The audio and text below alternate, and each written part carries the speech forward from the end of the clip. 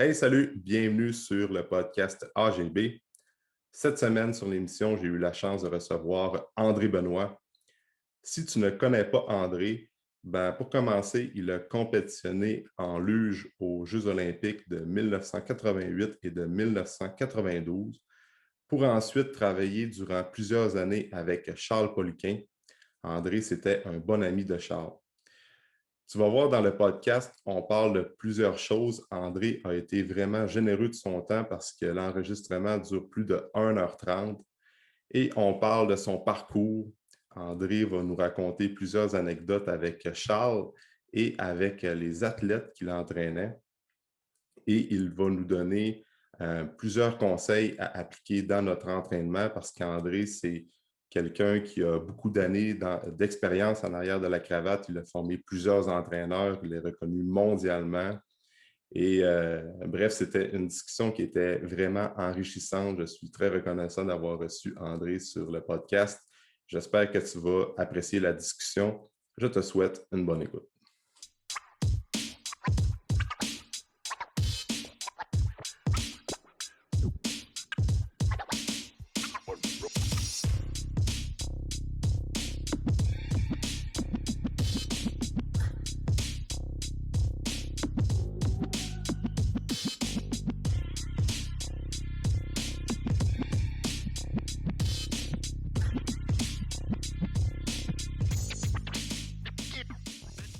Tu sais, Louis Simmons, il n'y a pas à ce que je sache, il n'y a pas de bac en éducation physique, rien, mais il connaît son affaire parce qu'il a l'expérience.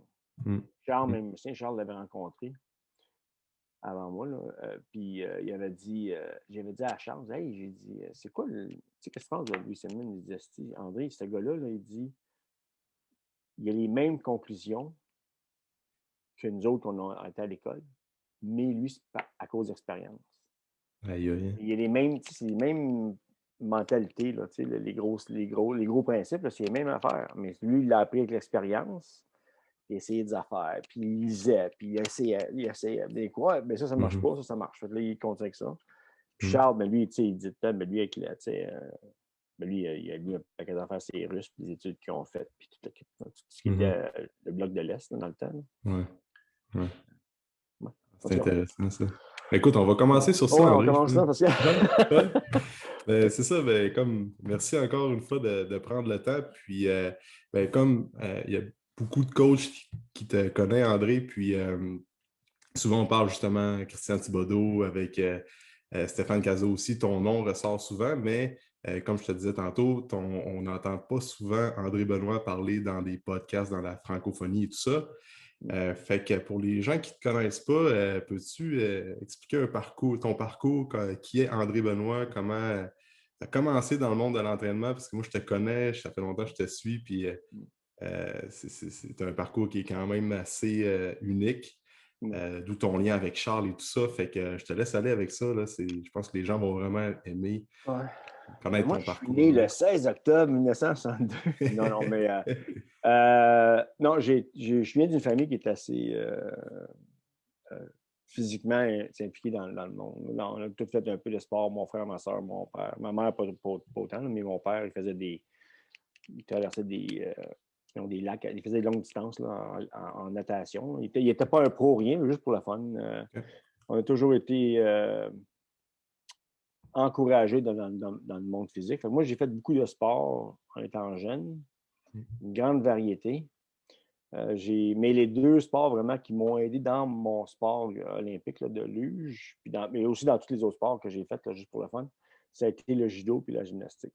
OK. J'ai fait du judo pendant en tout cas, 8 ans si on coupe les choses, mais 6 ans d'une suite sans arrêt. Après ça, un autre 2 ans au collège. Puis, j'ai eu des super bons instructeurs. Mon premier instructeur, c'était un M. Berthelette. On était à Candiac. À Candiac dans ce temps-là. Mais lui, il était ceinture noire, mais lui, c'est un Québécois qui a été élevé au Japon. Fait que quand il a ouvert son école là, sur le sud, il était vraiment strict sur il était strict avec la technique qu'on se battait. Puis comment on dit. Moi, j'ai à peine eu ma ceinture orange, c'est-à-dire en 6 ans. Là. Faut dire, mais il était super. Mais je j'étais pas pire. J'étais quand même assez bon. Mhm. Mais puis il y a même des fois que les autres entraîneurs de judo, les sensei, là, ils venaient des fois fâchés avec notre entraîneur parce qu'ils disaient que nos ceintures, on était sous-ceinturés. OK, ouais. Si j'avais une ceinture jaune, mais en réalité, j'étais orange, Mhm. 3 dames. Mhm. Mais c'est que lui, puis lui, il disait non, non, non, c'est pas moi qui sous-ceinture, c'est vous autres qui sur-ceinture. Mhm. Vous autres, vous avez donné des ceintures bleues à du monde qui devrait être orange. Ou Ouais. donc. Ouais. En tout cas, ça fait longtemps, mais le point de ça, c'est parce qu'il y a déjà un très jeune âge, j'ai été vraiment endoctriné, si tu veux, là, avec la technique. C'est important où mettre le pied, comment bouger ta hanche, comment prendre, c'est où tu prends dans le gui, comment tu le prends. C'était vraiment. À l'époque, j'avais aucune idée de. Des fois, je me disais, il est malade. Puis en plus, ça, il y avait un doigt coupé, hein, de M. Bartella. OK. Quand tu fais ta ceinture, quand tu te battes contre lui, ben, tu te battais contre lui là, Mhm. assez régulièrement. Puis si tu faisais techniquement quelque chose de pas bon, il se rentrait, ton doigt, son doigt se rentrait d'un côté à nous autres. Fait que là, tu apprenais, tu sais. Ouais. Aujourd'hui, il faudrait peut-être t'arrêter, là, mais tu sais, ça faisait pas mal. C'est juste que ça faisait, Mhm. c'est une bonne chose. Moi, en tout cas, je trouvais ça très bon. Après ça, en gymnastique, ben, même affaire, on avait un entraîneur qui était pas autant sur la technique que M. Berthelette, mais en gymnastique, il fallait faire attention. Tout ça. Fait que j'ai été quand même assez chanceux là-dessus. Puis, en tout cas, j'ai continué à faire un paquet de sports. Là. J'ai fait du cyclisme. En 1982, moi, j'ai pris un avion avec 4 de mes chums. On est allé à Vancouver, puis on a pédalé de Ah ouais, retour à Montréal. Fait que c'était 49 jours de quand même. pédalage. J'ai appris bien des choses aussi, tu sais, que le monde, des fois, ils ne connaissent pas trop le Canada parce que le monde dit ah, tu vois, les plaines, c'est plat, il y a du vent dans le dos. Ça, c'est le deuxième plus gros mensonge que j'ai jamais fait dire dans ma vie. Là. Les plaines ne sont pas flattes, premièrement. C'est des astiques de côte qui montent longtemps. Là. Le vent, il prend dans ton dos et il est dans ta face. Ouais, c'est ça. 3 jours de vent dans le dos. Mais quand même, ayant dit ça, Ouais. j'aurais pris les Rocheuses de Vancouver à Montréal plus que les astiques de prairie. Les prairies, là, c'était l'enfer. Ah ouais. Et le point est que ça prenait de la persévérance. Mhm. Il y a bien des gens qui disent hey, physiquement, c'est écœurant. C'est pas physiquement, c'est mentalement. Mhm. Tu sais, c'est souvent Ouais, que tu dis là, OK, probablement. là, parce que tu vois Regina de quasiment 4 semaines avant que tu arrives, en vélo. Là. Ouais. J'exagère, là, mais c'est. Regina, tu vois ça de loin en tabarouette. Ah ouais. Il faut vraiment là, que tu continues. Tu sais, puis, Mhm. c'est ça. Fait que ça a donné un peu une bonne éducation là-dessus. En 84, j'ai regardé les Olympiques à Sarajevo. Toujours été intéressé avec le sport de la luge. Moi, mon frère, on essayait de construire des pistes de luge. On avait une courbe en arrière de chez nous, là, mais Mhm. chaque courbe, c'était plus un saut qu'une courbe. On n'avait aucune connaissance des forces centrifuges. Puis on n'était pas ingénieurs pendant tout. Mais on a eu du fun.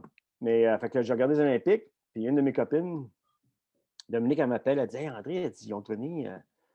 Sport Canada, ils ont donné un numéro de téléphone, puis ils ont dit si tu es intéressé à n'importe quel sport d'hiver, appelez. Moi, j'appelle. Ils ont dit il y a un club à Québec, à Sherbrooke, les Loutres de Sherbrooke. C'est une équipe de luge. Bon, parfait. Moi, en 84, au mois de mai, je m'en vais à Sherbrooke. Je rencontre différentes personnes, M. Labrec, qui est en charge. Avec, en tout cas, le monde du sport de la luge au Québec. Mhm. Fait que j'ai commencé pour le fun. Fait que là, j'ai fait de la luge sur roulette. Le plus gros mensonge qu'ils m'ont dit dans ce temps-là de ma vie, c'était faire de la luge sur roulette, faire de la luge sur glace, c'est la même affaire. Fait Probablement que pas. là, en tout cas, longue histoire courte, je fais l'équipe québécoise. J'étais invité à aller faire le camp d'équipe canadienne cet automne-là. Puis je fais l'équipe. À ma grande surprise, j'ai fait l'équipe. Mais j'étais pas au départ, là, quand on faisait les départs sur l'asphalte, là, j'étais 3e plus vite sur 15. OK. On était peut-être, je sais pas moi, 7 nouveaux athlètes, là, hommes et Mhm. femmes. Puis le reste, c'était des vétérans. J'étais le 3e avant 2 vétérans. Avant moi, il y avait deux vétérans. Puis après moi, il y Mhm. avait encore d'autres vétérans. Fait que j'ai fait, en tout cas, j'ai fait bonne figure. Mais là, je m'en vais en Europe. Puis après ma première descente, on était à Innsbruck, en Autriche. La piste était à un petit village appelé Eagles, dans les montagnes. Puis après ma première descente en luge, je voulais sacrer mon camp. J'ai dit, c'est malade. On partait de la moitié de la piste de luge. En plus. Pas dans le rond encore. Là. En tout cas, j'ai dit, c'est fou cette affaire-là. J'aime pas ça aller vite. J'ai tapé des murs là, comme. J'étais perdu. On commençait à la courbe numéro 9. Puis rien qu'avec de 9 à la courbe numéro 13, perdu totalement. Puis, on n'allait pas vite. J'avais peut-être 40-50 km/h. Mais tellement pas habitué là, parce que tu es à ça du sol, de la glace. Puis tu as des murs chaque bord. Là, je tapais partout. En tout cas. Fait que. Mais la seule chose là-dedans, avec la luge, ce qui est arrivé, c'est que j'ai vraiment appris. À un moment donné, j'ai eu vraiment peur. J'avais peur. Là. Tu sais, j'avais peur. J'étais peur de manger. Là, j'étais en Europe. Fait que je me sentais mal à dire à mon coach le lendemain, après ma première descente, je veux sacrer mon camp chez nous. Je suis vite malade. J'en reviens pas. Tu sais. En tout cas, fait que là, il est arrivé un paquet d'affaires avec l'équipe de luge. J'ai eu un gars de notre équipe qui a un crash, là, excusez l'anglicisme, là, mais il est quasiment décédé. Là. Okay. Ça marquait un peu, mais en tout cas, avec différents événements, je ne vais pas prendre trop de temps là-dessus, là, mais ce qui est arrivé, après 2 mois, j'ai vaincu ma peur. Mais moi, j'avais pris une décision à Noël. Je ne peux pas rester chez nous pour pas retourner en faire de la luge, parce que si je retourne, ça va vraiment être je vais avoir failli, là, une grosse défaite.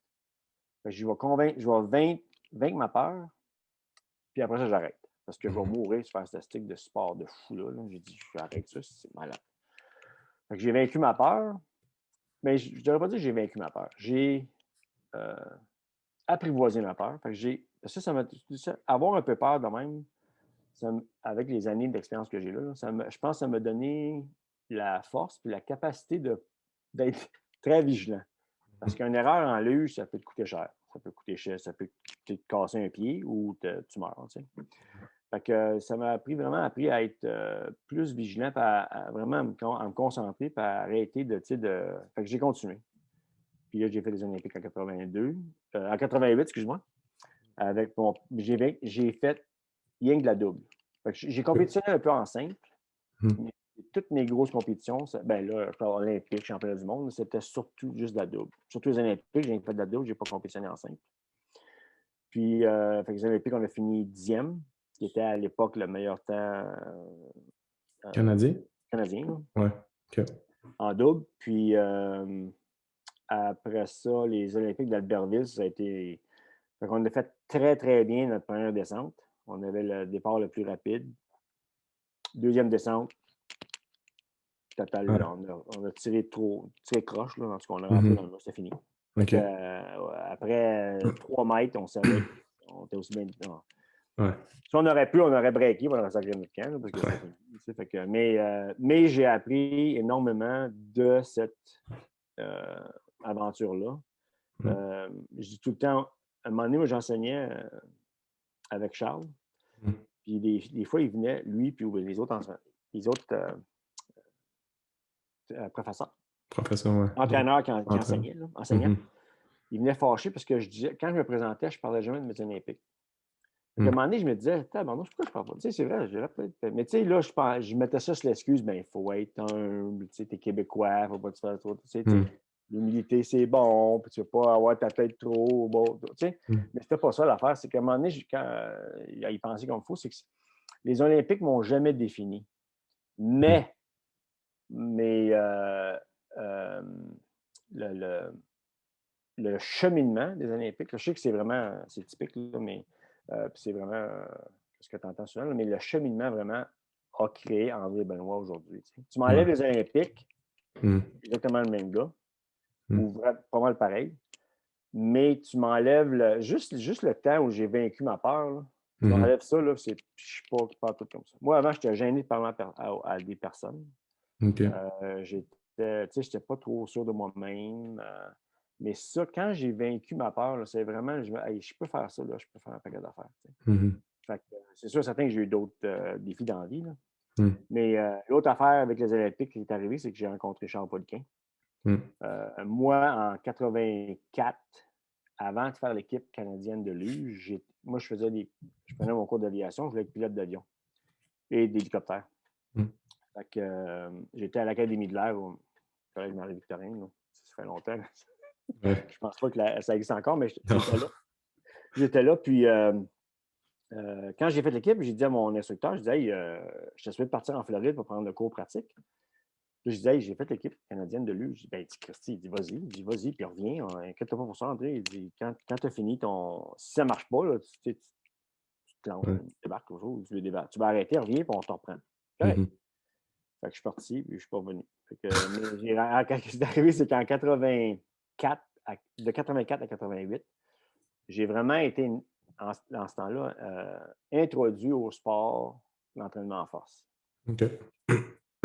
Puis, mais de 84 à 88, on était entraînés vraiment pas bien. Mm. Je connaissais un peu l'entraînement, mais pas assez pour vraiment m'obstiner avec les entraîneurs. Puis je me suis obstiné avec les entraîneurs. Je disais, hey, parce qu'une affaire qu'on faisait, c'est qu'on courait un des tests pour être sur l'équipe de luge. À l'époque, c'était courir 10 000, OK. 16 km. Ouais. Là, il faut que tu comprennes que le sport de la luge, on commence assis, Ouais. on se couche pour faire notre sport, puis on finit assis. Ouais, Il c'est n'y ça. a pas une fois qu'on court, pas en tout. Mhm. Assis, on tire, c'est toute puissance. Tu sais. Mhm. Fait que, là, je savais un peu à ce temps-là, parce que j'avais commencé mon cours, je commençais mon bac en éducation physique à l'université de Sherbrooke en OK. OK. 84-85. Là, j'avais appris, tu sais, là, je dis, mais là, c'est parce que là, on a couru 10 000, là, c'est que ça affecte notre force maximale, ça affecte aussi la quantité de masse musculaire. Là. Mhm. Puis là, je commençais à confronter les entraîneurs avec ça. Surtout, puis en tout cas, à un moment donné, ce qui est arrivé, c'est que l'entraîneur-chef m'a emmené, puis elle me dit avec l'entraîneur en force, ben, on avait deux dans ce temps-là, ils ont dit, ferme-toi, puis entraîne-toi, puis on vient savoir. Arrête de parler, là, juste ta gueule, puis entraîne-toi. Mhm. Là, c'est correct. Mais là, moi, je disais, moi, j'ai fait mes propres affaires. Puis là, j'ai rencontré Glenn Hogue. Glenn Hogue, à cette époque-là, il était sur l'équipe de volleyball national. Puis lui, il vient de Sherbrooke. C'est un ancien volleyball de Montréal, de Sherbrooke. OK. Anyway, fait que là, j'ai rencontré lui. Il m'a donné un programme d'un gars qui dit, ah, ce gars-là, c'est un entraîneur écœurant. Il a fait. Il entraîne Paul Gratton. Fait que là, il m'amène le programme, puis c'est une phase excentrique. Fait que j'ai fait ça, moi, avec Paul Gratton pendant 2 mois de temps. Mhm. C'est une estique de. Tu sais, pas intelligent pantoute. Ouais. Fait que mais là, j'ai fait des affaires qui n'étaient pas trop, qui avaient pas trop de bon sens. En 88, on a un gars qui vient, il s'appelle Charles Poliquin. Mhm. Fait que ce gars-là, moi, à cette époque-là, j'ai des problèmes chroniques de l'épaule. OK. À chaque fois que je bouge, j'ai mal. Puis j'ai des problèmes de dos chroniques avec le bas du dos parce que à l'âge de 12 ans, en tombant des escaliers, là, 2 fois de suite, là, je me suis cassé mais ils disent casser le dos, là, mais c'est les deux hypophyses transverses puis postérieures OK. qui ont pété. Quand j'ai tombé, Direct en tout cas, dessus. je faisais des niaiseries à la maison. Là. Mhm. Puis là, je partais de ma chambre, je courais, puis là, je glissais sur le tapis en haut de 8 escaliers. Puis là, je tombais, poum, sur la 3e marche, puis là, je descendais, poum, le plus vite possible. Puis là, ma mère, à chaque fois, ma mère, elle disait, arrête de faire ça! Et si tu fais de la luge comme carrière, c'est parce que tu fais des niaiseries. Ouais, c'est ça, ça part de là. Fait que, en tout cas, une fois, j'ai couru trop vite, puis là, je suis parti, mais là, j'ai passé à la 3e marche, puis je suis tombé, là, j'étais comme ça, puis je suis tombé la L4 Mhm. sur la dernière marche, Mhm. sans que mes fesses touchent à terre. Fait que ça a tombé, là. Boum! Hey. Ouais. Là, j'étais le spasme du diaphragme. J'étais incapable d'inspirer, pas capable d'expirer. Aïe, aïe. Ouais. Fait que là, ma mère, on va à l'hôpital. Ma mère a dit, oh, là, il n'y a rien. Le gars, il dit, il n'y a rien, c'est correct. On prend des radiographies. Là. Puis là, 2 semaines plus tard, je fais la même estique d'affaires. Mais Ouais. pire. Je l'ai plus vite. Quand j'ai tombé, là, j'avais mal. Ouais. Ma mère, elle venait d'une ferme. Là. Elle a dit, mon petit mot, t'as dit, toi, tu vas te coucher sur le divan, puis on va pas à l'hôpital pour attendre 4 heures de temps. Couche sur le divan, arrête de bouger. Mais là, j'ai eu mal pendant 2 mois de temps, j'avais mal dans le dos. Mhm. Mais là, on s'en va à 23 ans, Mhm. quand j'ai 23 ans. Quand ça s'est arrivé, j'avais 12 ans. Là, à un moment donné, je fais des squats dans le gym. Avec une ceinture. Une affaire qui croche. Là. En montant, j'ai mal au dos, je racle la barre. C'est plus capable de bouger, barré bien dur. Là, ils prennent des radiographies. Puis là, je suis sur l'équipe de luge. Fait qu'ils prennent soin de nous autres un peu plus. Là, le médecin dit, il faut que tu viennes au bureau. Là, l'entraîneur-chef, il est là avec le médecin. Puis lui, c'est un chirurgien. Mhm. Là, l'entraîneur-chef a dit, Hey, pourquoi tu nous as menti? Ben, j'ai pas ça menti. J'ai pas menti, mais je fais mal au dos. Je suis venu vous voir. Non. Tu t'es cassé le dos quand tu étais jeune, tu ne l'as jamais dit. Ben, voyons donc, je n'ai jamais cassé le dos. Là, à un moment donné, je suis là, oh. Ah, OK, là, t'as fait la Et là, ligne. j'ai cliqué là, quand j'ai tombé dans l'escalier. Anyway. Fait que quand. Là, il était supposé m'opérer, fusionner les deux, là, L4 et L5. Ben, j'ai dit, il voulait même que j'arrête de faire de la luge. J'aurais André, parce que si tu tombes, la luge, elle te rentre dans le dos, tu peux te donner paralysé. Puis là, j'ai 23 ans, c'est pas question que vous allez me souder les deux vertèbres ensemble. Là, on finit la saison, après ça, on en parlera. Mais durant cet été-là, durant la saison, ils sont débarrassés des deux autres entraîneurs, puis ils ont emmené Charles. Ouais. Charles, là, encore une fois, à cette époque-là, moi, je m'en allais comme pilote. Hein. Mhm. Donc là, Charles, il fait une évaluation structurelle là, super simple. On se tient devant lui. Là. On a fait le CLAT test. Puis on se tenait, puis là, on bougeait les bras. Là, tout ce qu'on entendait, c'est débat, le prochain. C'est vrai. C'est vrai, par exemple, on pensait qu'on était bon, mais on n'était pas bon. Là, je peux le dire. Là. Fait que là, j'ai dit ça. Quand il a fait mon programme d'entraînement, il dit tu vas faire ça, ça, ça. Là, je dis parce que là, ils veulent m'opérer dans l'épaule pour raccourcir mes ligaments parce qu'ils disent que mon épaule, les douleurs que j'ai, c'est que mes ligaments sont trop lousses, l'épaule bouge. Puis là, il me regarde et dit t'es-tu sérieux? Est-ce que tu t'es vu dans le miroir, André? Ben, oui, mais il dit t'es tu croches. C'est pas vrai comment l'épaule. T'es arrondi de même. Mais tu sais, moi, j'avais fait de la gymnastique, puis je faisais aussi de la natation. Fait que j'étais vraiment là, les pouces par en dedans. Tu sais, quand tu dis. Ouais.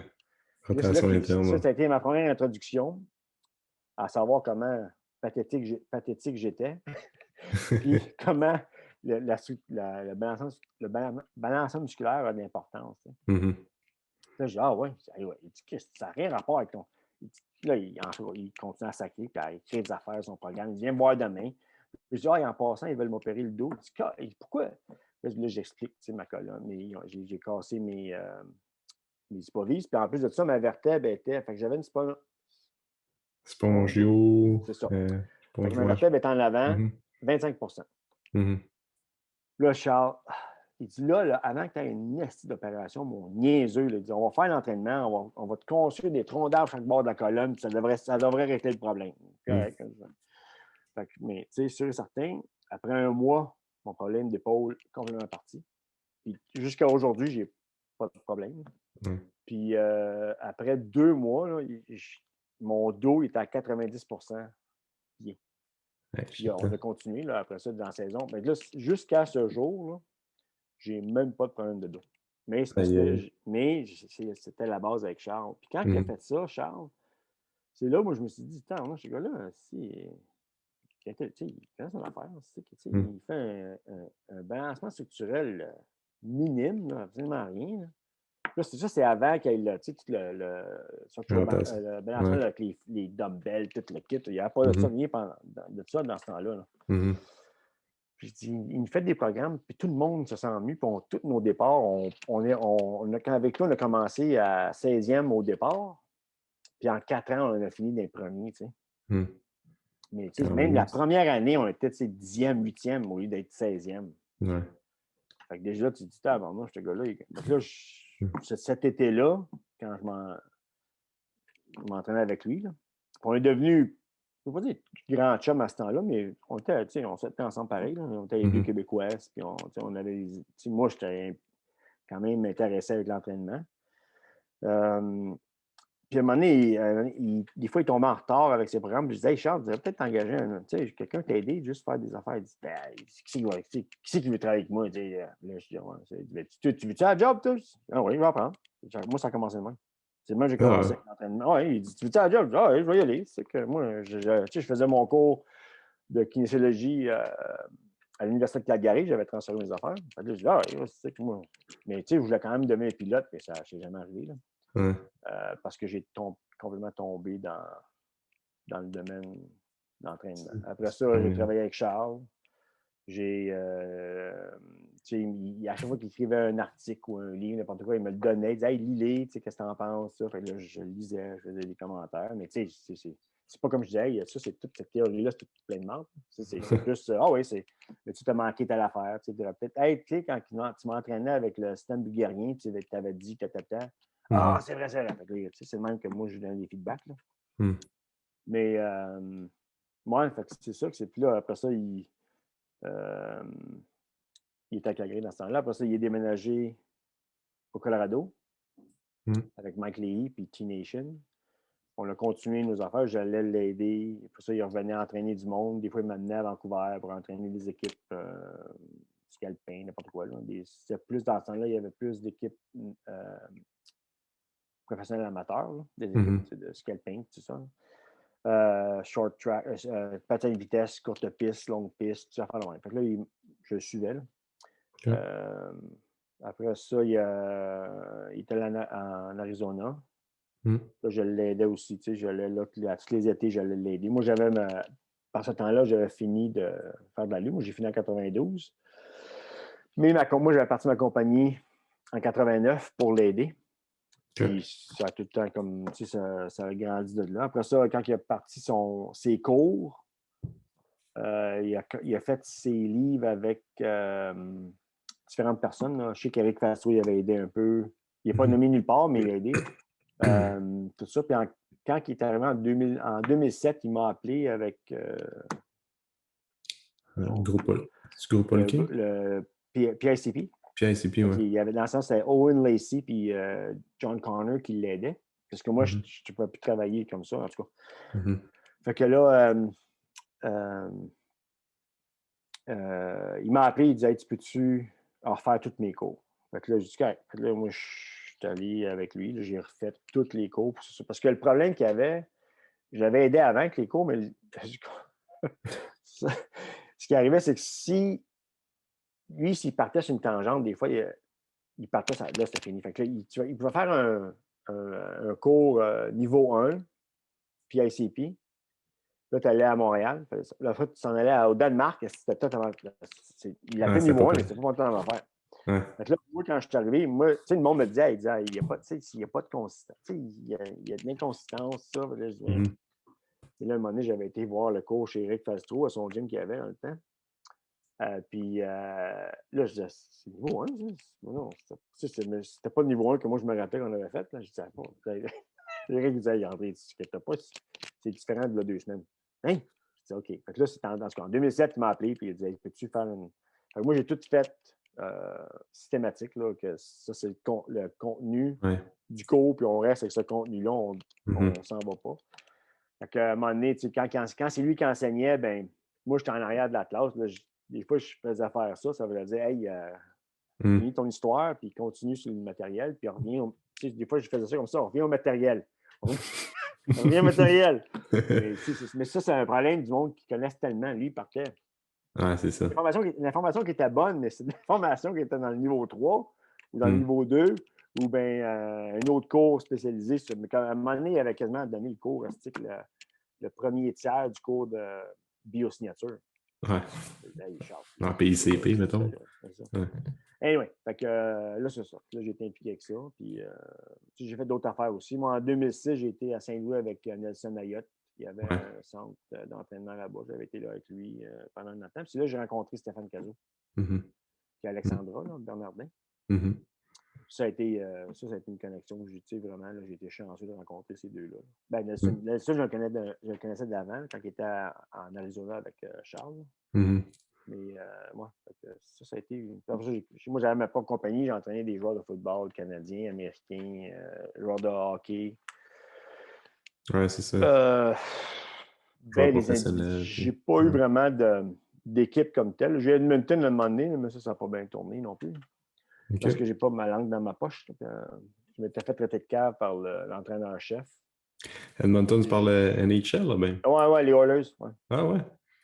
Puis moi, j'ai dit, c'est toi qui es plein de marde, c'est pas moi qui est plein de marde. Puis il dit, ah, les gars sont trop gros, sont lents. Ils sont pas lents parce qu'ils sont trop gros. Parce que s'ils sont lents, c'est parce que c'est quelque chose d'autre qui se passe. Là. Ouais.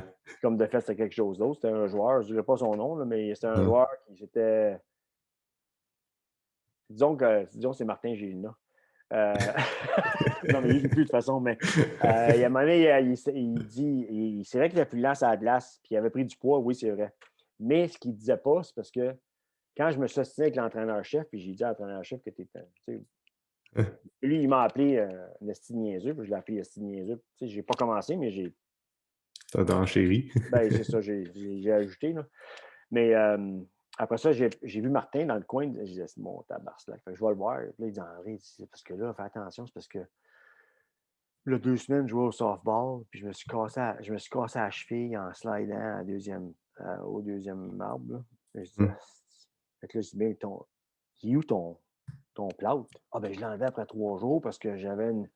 Tabarnak. Fait que là, il avait mal à la jambe au bout. Mais là, il dit, parce que je peux pas le dire, parce que je vais signer mon contrat, tu sais. Fait que s'il avait peur, s'ils voient qu'il est blessé, ils vont peut-être dire, bon, on va te donner moins, ben, on va je sais pas, là, mais en tout cas, il faut que là, ce qui est arrivé, c'est que moi, je me suis fait mettre à la porte. C'est correct, là. Mais j'ai eu des bons joueurs. J'ai eu la chance, avec Charles, j'ai rencontré Al McInnes, puis Gary Roberts, puis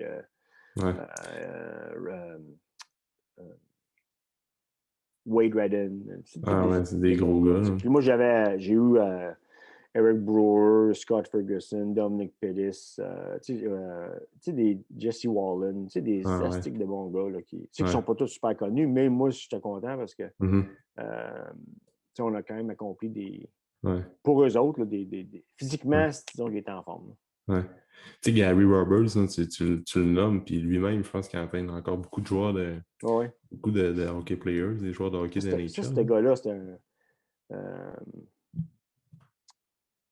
vraiment motivé. Là, lui, à un moment donné, il s'était fait dire là, que sa carrière était finie là, parce qu'il y avait des problèmes de nerfs dans le cou, puis c'était dangereux. Puis c'était pas ça pantoute, c'était Charles, puis voyons, c'est que Paul Check, non? Paul Check, c'est ça. Paul Check, qui à l'époque était super bon. Là. Il est encore bon, là, mais c'est différent. Mais il avait découvert, ben non, c'est tout des. Puis Mike Lee il a traité, puis ils ont toutes défait toutes les. C'est quoi des scar tissue en français? Des tsumous? Scar tissue. En tout cas, anyway, des adhésions. Là. Des adhésions dans le cou. Ils ont toutes cassé. Puis le long du bras. Fait qu'ils ont toutes défait ça, puis il n'y a plus de problème pendant tout. J'ai été chanceux de connaître Charles.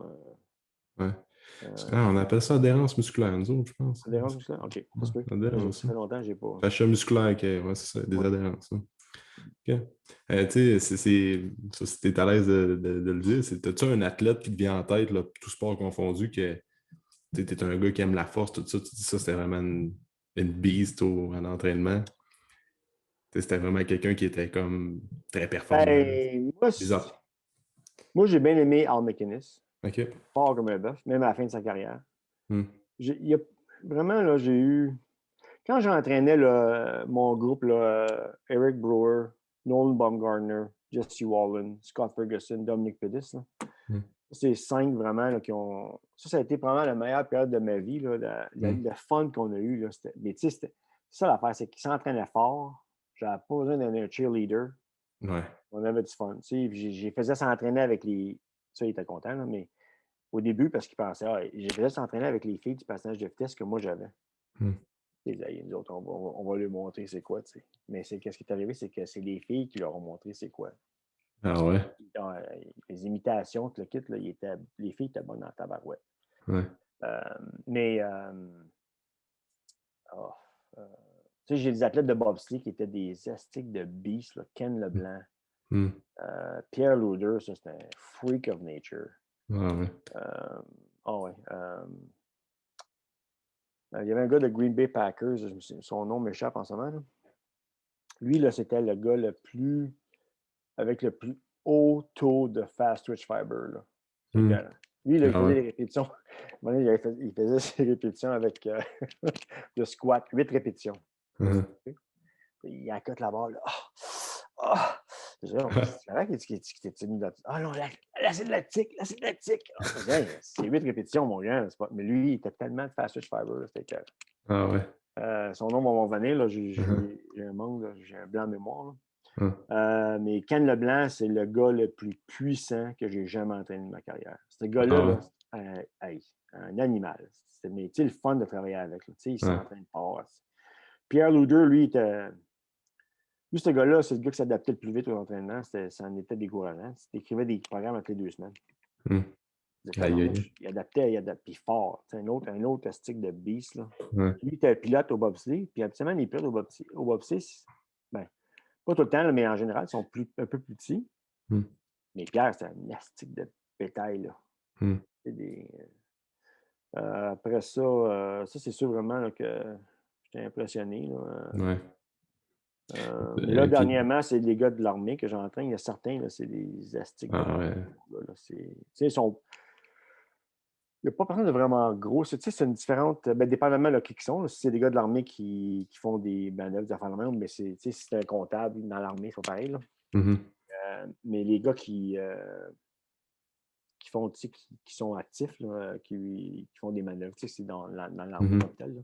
Mhm. Il y en a, là, c'est des astiques de machine, mon gars. Là. Ah ouais. C'est super, c'est le fun à voir. Mais Hum. ce qui est intéressant, c'est que euh,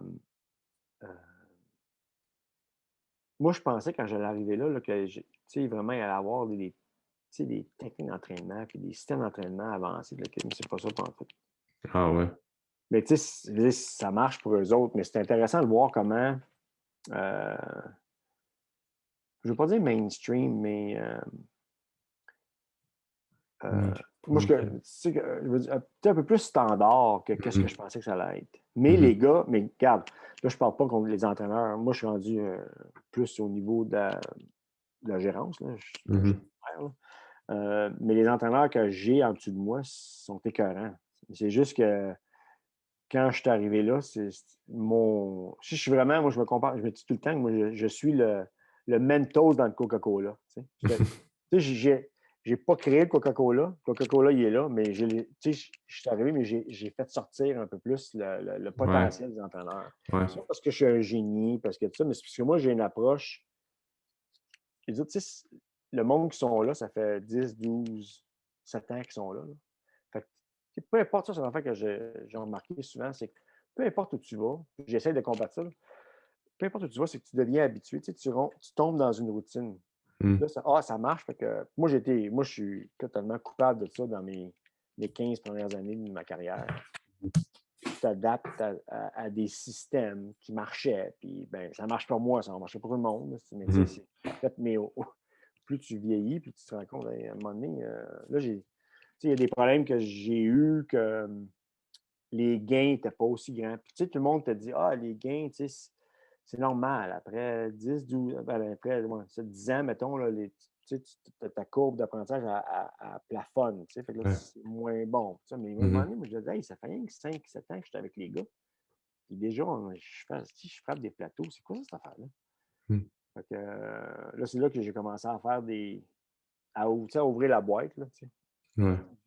j'avais des systèmes que j'utilisais beaucoup. Puis à cette époque-là, les années 90, à un moment donné, je me suis assis puis je me suis dit, je vais revenir à l'affaire du militaire, là, je m'en Mhm. vais là. J'ai pris Mhm. un long détour. Mais je me suis dit, c'est combien de systèmes d'entraînement je fais? Combien d'exercices que je fais? Parce que en même temps, j'avais fait le programme je commençais à faire le programme de Charles, le logiciel, le premier logiciel là, Ok, pour faire ouais. des entraînements. Là. Hum.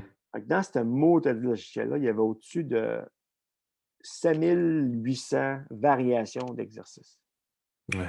C'est un astique de programme ça, en tout cas. Ouais. Fait que là, je me suis assis et je dis, C'est pas le Vitruvien, ça.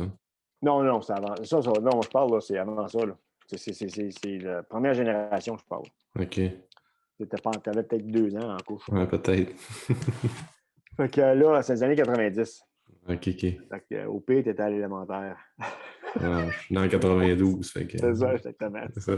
Fait que, mais de toute façon, le point, c'est que quand je me suis assis, j'ai dit OK. Fait que là, devine comment de système d'entraînement là, que j'utilisais. Là. Mettons, c'est comme du cluster. Comment tu penses d'entraînement, de système d'entraînement ma variation était, tu sais, 50, 100, 7.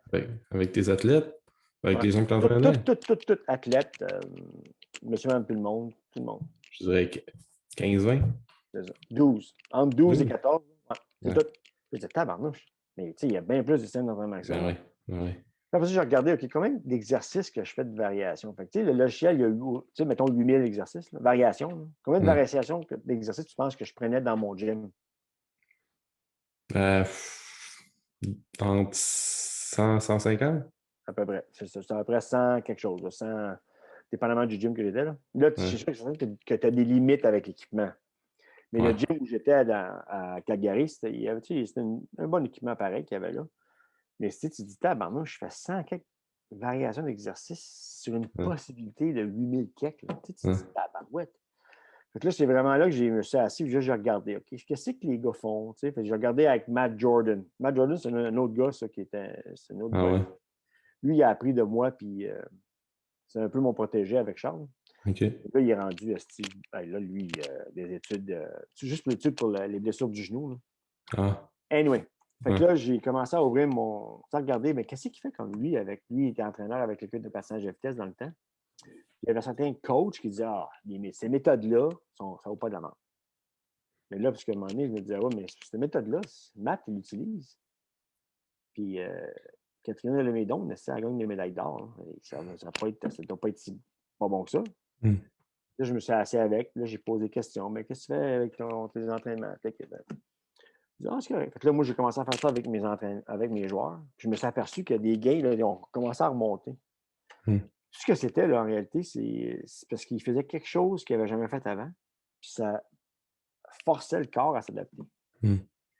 Depuis ce temps-là, j'ai dit, fait que là, moi, j'ai sorti de ma boîte. Tu sais, j'ai vraiment, là, j'ai pété la boîte, là, j'ai dit, OK, puis là, mais là, c'est que là, je dis, enfin, je suis libre. Mais ce que je me suis aperçu, c'est que je suis parti d'une boîte seule grosse à une boîte seule grosse. Ouais, c'est ça. Fait que là, ce que j'essaie de faire, c'est de mettre ma boîte le plus gros possible à chaque fois. Mais je veux tout être dans une boîte parce que ma connaissance est limitée. Mais plus je peux agrandir ma connaissance, puis tout, tu sais, je suis beaucoup plus ouvert à cette heure à dire, ça va peut-être marcher. Fait que puis ça,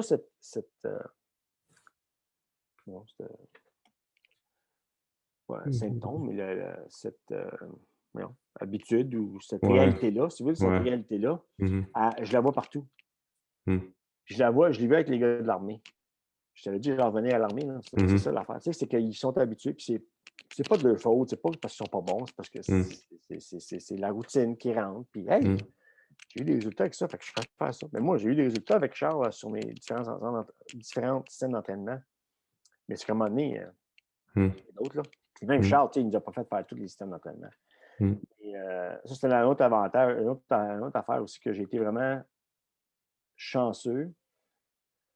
Le monde disait, les connaissances mais le plus gros bénéfice que j'ai eu à connaître Charles, là, c'est comment vraiment, quasiment maladif, là, il était pointilleux sa technique. Puis aussi, il nous a exposé à des systèmes d'entraînement, là, une variété écœurante. Moi, je me suis entraîné avec lui à peu près, mettons, là, pardon, 6 ans vraiment constamment. Là. Après ça, moi, j'ai un autre 4 ans là, ici et là. Mais c'est qu'est-ce que moi, j'ai été choyé, c'est parce que j'ai vu des systèmes d'entraînement. Moi, je les ai fait, ces systèmes d'entraînement. Et avant que, lui, Charles, c'est une affaire qu'il m'avait dit, il dit, avant que tu donnes un système d'entraînement à tes clients, il faut que tu le fasses un mois de temps. Si tu ne le fais pas, tu ne sauras pas c'est quoi. Fait que quand je donne mes cours à cette heure, je l'enseigne aussi parce que c'est super important de le faire. Je sais qu'il y a bien des jeunes là, qui. Moi, je n'avais pas le choix parce que je m'entraînais avec Charles, fait qu'il me faisait faire un mois de temps, il me checkait. Là. Mais on fait 2 semaines. Mais faire 2 semaines, faire 4 semaines, c'est pas pareil. Ouais, il faut vraiment que tu le fasses longtemps parce que tu sais. Puis là, moi, en tant qu'entraîneur, vu que moi, j'avais souffert, moi, j'ai été raqué en tabarnak avec Charles. Moi, j'ai été raqué, là, problème de sortir du lit, problème de descendre les marches, épuisé autant là, que. Il y avait une phase qu'on a faite, là, une couple de phases, mais il y a certaines phases qu'on faisait. Là, moi, je pédalais, j'avais pas de char à l'Université de Calgary. Je n'étais soit pas capable de pédaler mon vélo parce que mes jambes étaient mortes, ou pas capable de pédaler mon vélo parce que mes bras étaient prêts de me supporter. Fait que je marchais à côté de mon vélo à la fin des journées, parce que j'étais pas capable, j'étais mort. Ouais. Mais tu sais, si c'est. Mais fait que là, quand que moi j'entraîne du monde avec un système, là, peu importe quel système, là, un wave loading ou bien Mm. n'importe quoi, là, Gironda, Mhm. ben moi je peux savoir dans là, arrête de foirer, là, mets un effort. Mm. Ben, oui, je travaille. Non, ça ne va pas fort.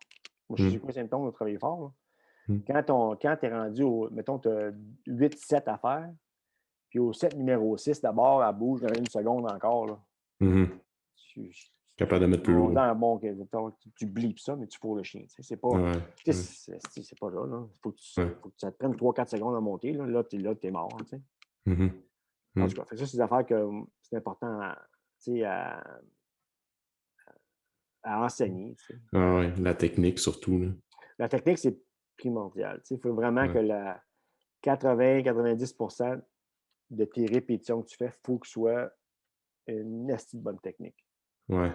Puis après ça, tu as 2 à 3 répétitions que tu peux manquer, mais pas plus. Là. Si tu fais Mhm. si tu fais 8 répétitions sur 10, des biceps curls, puis tu fais des back extensions avec, là, tu n'entraînes pas tes biceps. Tu entraînes Mhm. une chaîne postérieure avec tes biceps.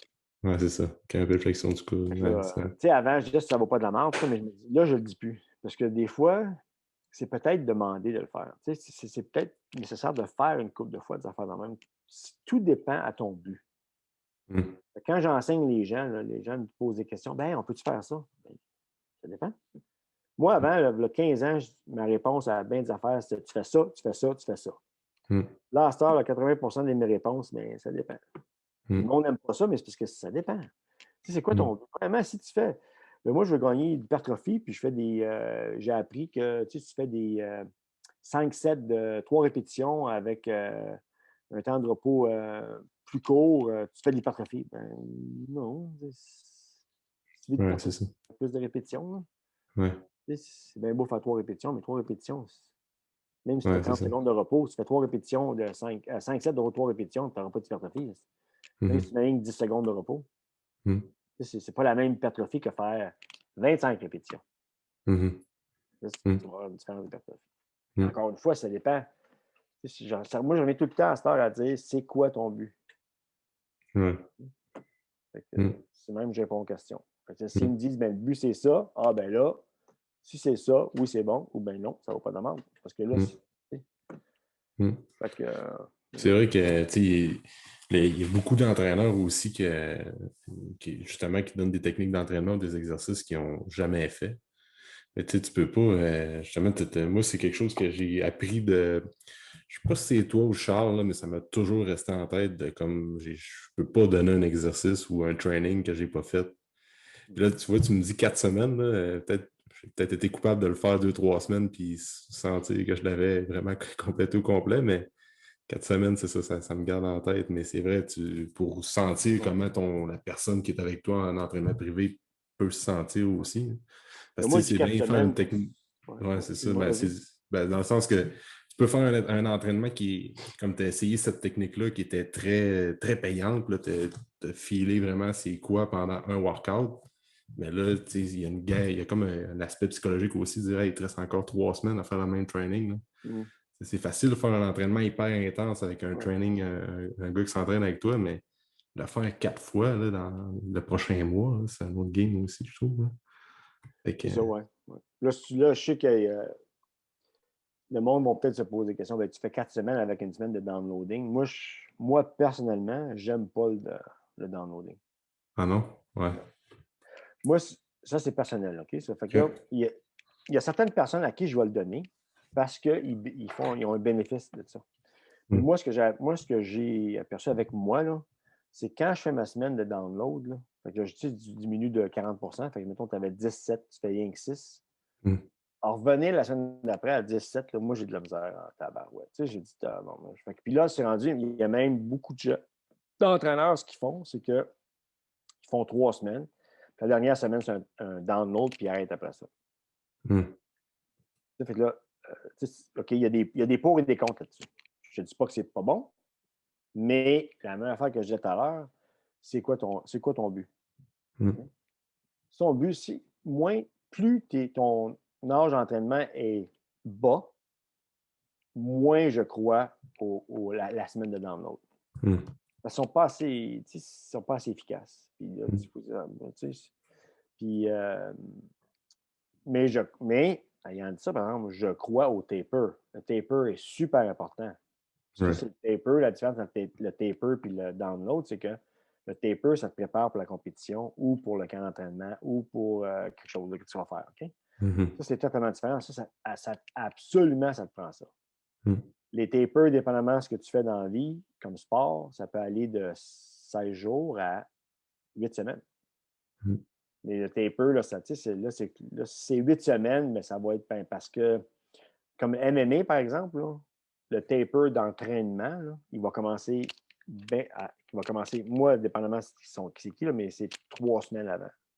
Okay. Mais même des fois 4 semaines avant la compétition. Parce que Oui. à un moment donné, c'est que les autres, dans le ring, là, parce qu'il y a tellement de choses à apprendre dans le MMA. Tu as du jiu-jitsu, tu as le combat au sol, le combat debout, tu as les kicks, il y a tellement de différents aspects. Là, ton système cardiovasculaire, il faut que tu y penses. C'est ton workload capacity, la capacité de répéter l'effort. Tu as un paquet d'affaires. Fait que 4 semaines, dépendamment, encore une fois, c'est qui se bat, puis c'est quoi le chaînon manquant, si tu veux. Là. Mm-hmm.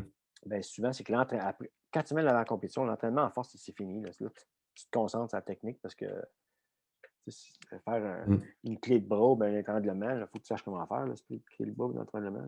Tu peux être fort comme un bœuf, mais si tu n'es pas capable d'avoir la bonne technique, encore une fois, si tu n'es pas capable d'avoir la bonne technique pour faire une clé de bras, ben, un étranglement, tu ne l'auras jamais. Tu peux y écraser à la face tant que tu veux, mais si tu n'as pas le coup dans le coude, là, tu l'étrangleras pas, ton gars. Là. Fait que c'est ça. C'est beaucoup, ça dépend. Je sais que le monde n'aime pas ça. Là. Moi, dans mes cours, je dis tout le temps, s'il y avait un entraînement magique, bon pour tout, là, je vous donnerais un cours, je ne vous reverrai plus jamais. Mais c'est pas ça. Ça, je l'ai parlé avant. Tu as la science d'entraînement, puis tu as l'art d'entraînement. Fait que, puis il faut que tu sois capable de marier les deux. À un moment donné, tu ne peux pas juste te fier à la science. Ouais. Oui, la science est bon, là. Je ne dis pas que c'est pas bon, mais c'est que la réalité du corps humain, c'est pas toujours ce que tu vois dans les laboratoires qui font des études. Mm-hmm. Tu as des événements, moi, je dis tout le temps, il faut que tu te reposes. Le repos est aussi, sinon plus important que l'entraînement. À un moment donné, tu ne peux pas te reposer. Ben, tu sais, t'as quel âge, toi, là? J'ai 29. Bon, ben, ça fait combien de temps que tu t'entraînes? Ton pot, là, je parle. Ça fait... Bon, OK, je m'entraîne depuis que j'ai... Sois honnête. 14 ans, c'est pas mal là que j'ai commencé, mais c'était mais je dis plus... intelligemment, je parle. Intelligemment, depuis que j'ai 20... Depuis que j'ai 20 ans. 20 ans. Ouais. Bon. Ça fait pas un bon training solide, là, c'est depuis 20. Ça fait peut-être 9 ans à peu près. Bon. Avant, je jouais au hockey, fait que là, c'était comme je m'entraîne l'été, puis il y en a un autre comme ça, là, mais un bon 9 ans solide. Bon, ben ça veut dire que ton âge d'entraînement, c'est 9 ans. Mm-hmm. Mais tu arrives à 15 ans, puis 17 ans, plus tu vis, plus tu n'as plus besoin de passer autant de temps. Si ta base est bonne, tu n'as plus besoin de passer autant de temps pour faire des gains similaires. Il faut que tu sois plus intelligent. Il faut que tu vraiment. C'est pas parce que tu viens vieux, c'est parce que tu es plus efficace. Tu es plus efficace, fait que ta machine, là, tu ne marches plus. Moi, je compare tout le temps mes clients à des moteurs. Fait qu'il y a des moteurs que j'ai eu, c'est un cylindre où tu mélanges le gaz avec l'huile parce que c'est tellement un moteur simple là, que tu peux pas, tu n'as pas un réservoir d'huile et de gaz, il faut que tu mélanges les deux. Ouais. Après, ça devient un 2 cylindres. Après, un 3, un 4, un 5, un 6. Là, tu as un 8 au gaz. Après ça, un 10 au gaz. Là, après, tu tombes sur le 8 diesel. Mais là, le 8 diesel, là, ça, là, mettons, puis les moteurs, c'est tout le temps durant l'hiver. Un 4 ou un 2 cylindres 2 temps, là, ou bien un cylindre 2 temps, là, ça se réchauffe de même. Et un 8 diesel ou bien un 10 cylindres diesel, là, ça ne se réchauffe pas tout de suite. Fait que juste ça, là, faut, mais une fois qu'ils partent, par exemple, ils partent. Une fois que ça rode, là, ça run dans mon dit. Ça va te déclasser des 8 au gaz puis des 12 au gaz. C'est ça, c'est vraiment ça, c'est des beasts, des machines. Là. Mhm. C'est ça que c'est, tu sais. Fait Ouais. que juste en sachant ça, ben, c'est parce que là, il faut que tu adaptes ton entraînement. Tu sais. Ouais. Parce que c'est plus C'est pareil. Là. la fréquence d'entraînement dans une semaine, par La exemple? Ça va fréquence, être puis là. comment tu mets tes exercices dans ton programme. Parce que Ouais. moi, il y a une affaire que j'ai. Il y a un système d'entraînement, là, c'est le Herd, non? C'est mon nom en envers. Là. Ouais, on l'avait fait justement Ouais, au c'est ça. Fait que là, bootcamp c'est qu'on un avait fait. système d'entraînement. Ça a été fait. C'est pas parce que encore une fois, c'est pas parce que je suis génie. C'est parce que ça a été une nécessité qu'il a fallu que je développe.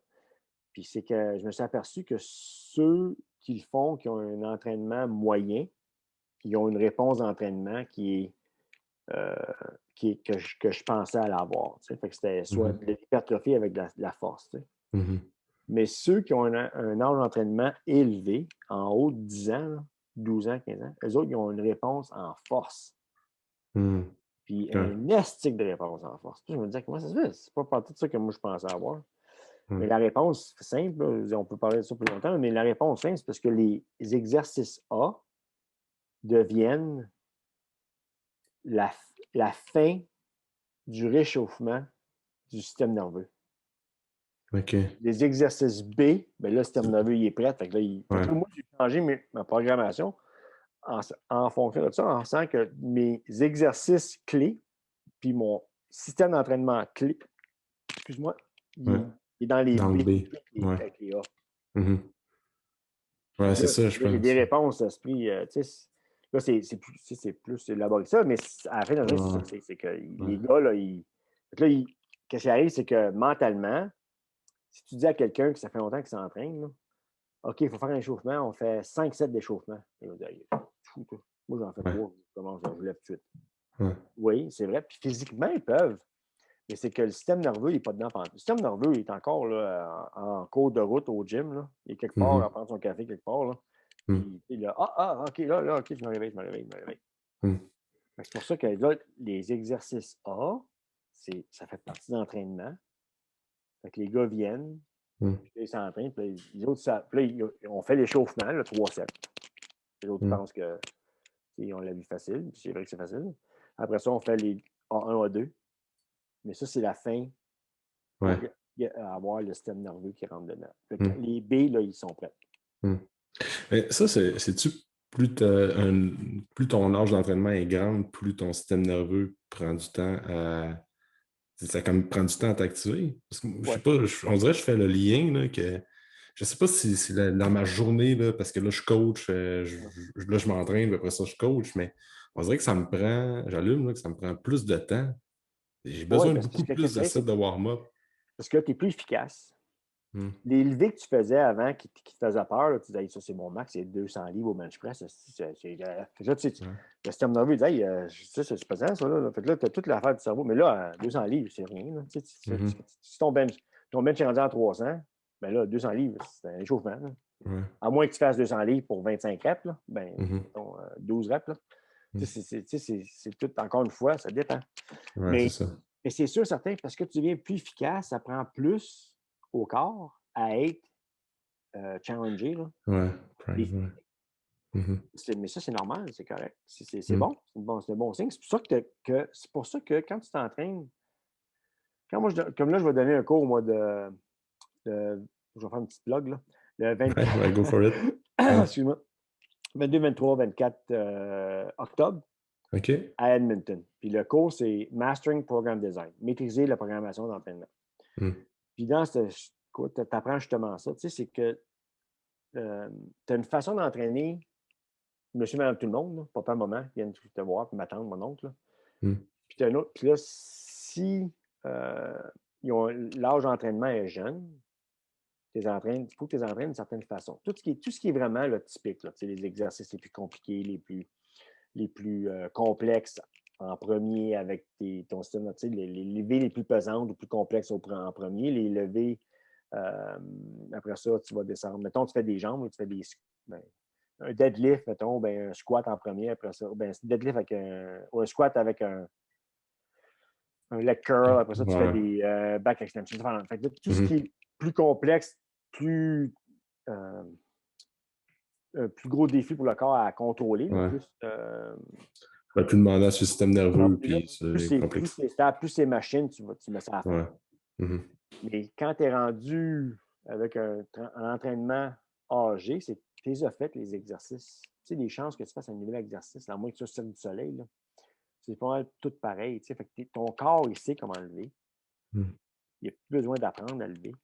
Là, faut qu'il soit euh, challengé, là. Allez, je parle en français. Ah, Challengé ça. à lever pesant ou lever un poids pour un poids pesant pour une autre répétition, quoi que ce soit. Tu sais, c'est plus pareil, là. Mhm. Quand tu es quelqu'un qui est jeune en âge d'entraînement, soit parce que. Mais tu sais, ils peuvent avoir 40 ans, puis ils peuvent avoir 8 ans, excuse-moi, 12 ans, là, ou 13 ans. C'est que la première affaire à faire, c'est apprendre le mouvement. Après ça, tu mets une charge sur le mouvement. Mais si tu commences Mhm. à faire une charge trop pesante, trop vite, là, la technique, elle sort dehors, puis c'est fini. Là, ça Mhm. casse, ils sont tout croches, puis après ça, si tu commences même à l'âge de 13 ans, ils ont rendu à 20 quelques années, ils ont mal aux genoux, mal dans le dos, mal aux Mhm. épaules. C'est des affaires qu'on voit Mhm. plus. Là. Mhm. C'est ça que c'est que oui, mais là, en ayant dit ça, si tu es dans le gym, toi, tu vas t'entraîner à 4 heures, puis à 3 heures, tu fais une activité avec tes clients. Tu sais, je veux dire, mettons, tu fais qui demande ton système nerveux à être euh, Activé, là. engagé, Engagé, ouais. bien là, tu as fait ton échauffement. Là, Mhm. là tu peux faire 3 4 échauffements. Là, tu Mhm. commences. Mais c'est OK. tout le temps ça. Il faut que tu regardes. Je sais que Ouais. le monde. Mais là, je veux pas que le monde commence à analyser tout. Tu sais, c'est pas ça que je veux dire. Là. Mhm. Ça, c'est l'art. C'est quelque chose que tu apprends avec l'âge. Mhm. Donc, toi, c'est garanti quand tu es venu nous voir au début, on te disait des affaires, tu disais, ben là, je sais pas, Mhm. on a vu ça, tu sais, je sais pas. Puis là, ah oui, là, je comprends. Là. Parce que tu l'as Mhm. vu tellement souvent, là, tu peux le détecter, tu le vois. Ah, Mhm. ça, c'est un signe de ça. Mhm. Ouais. Tu sais. Il se tient en jambe quand il se lève, il a-tu mal à la jambe? Ouais. Tu Ouais. sais, n'importe quoi, ça fait de même. Là. Mhm.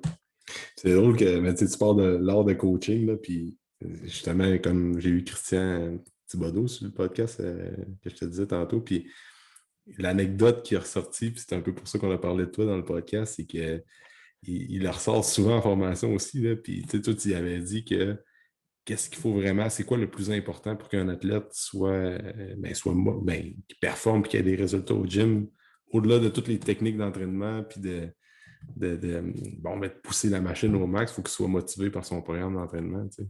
Ouais. Fait Ouais. que ça fait partie de l'art du coaching aussi, au-delà de tout ça, Mais, motiver la personne le plus possible.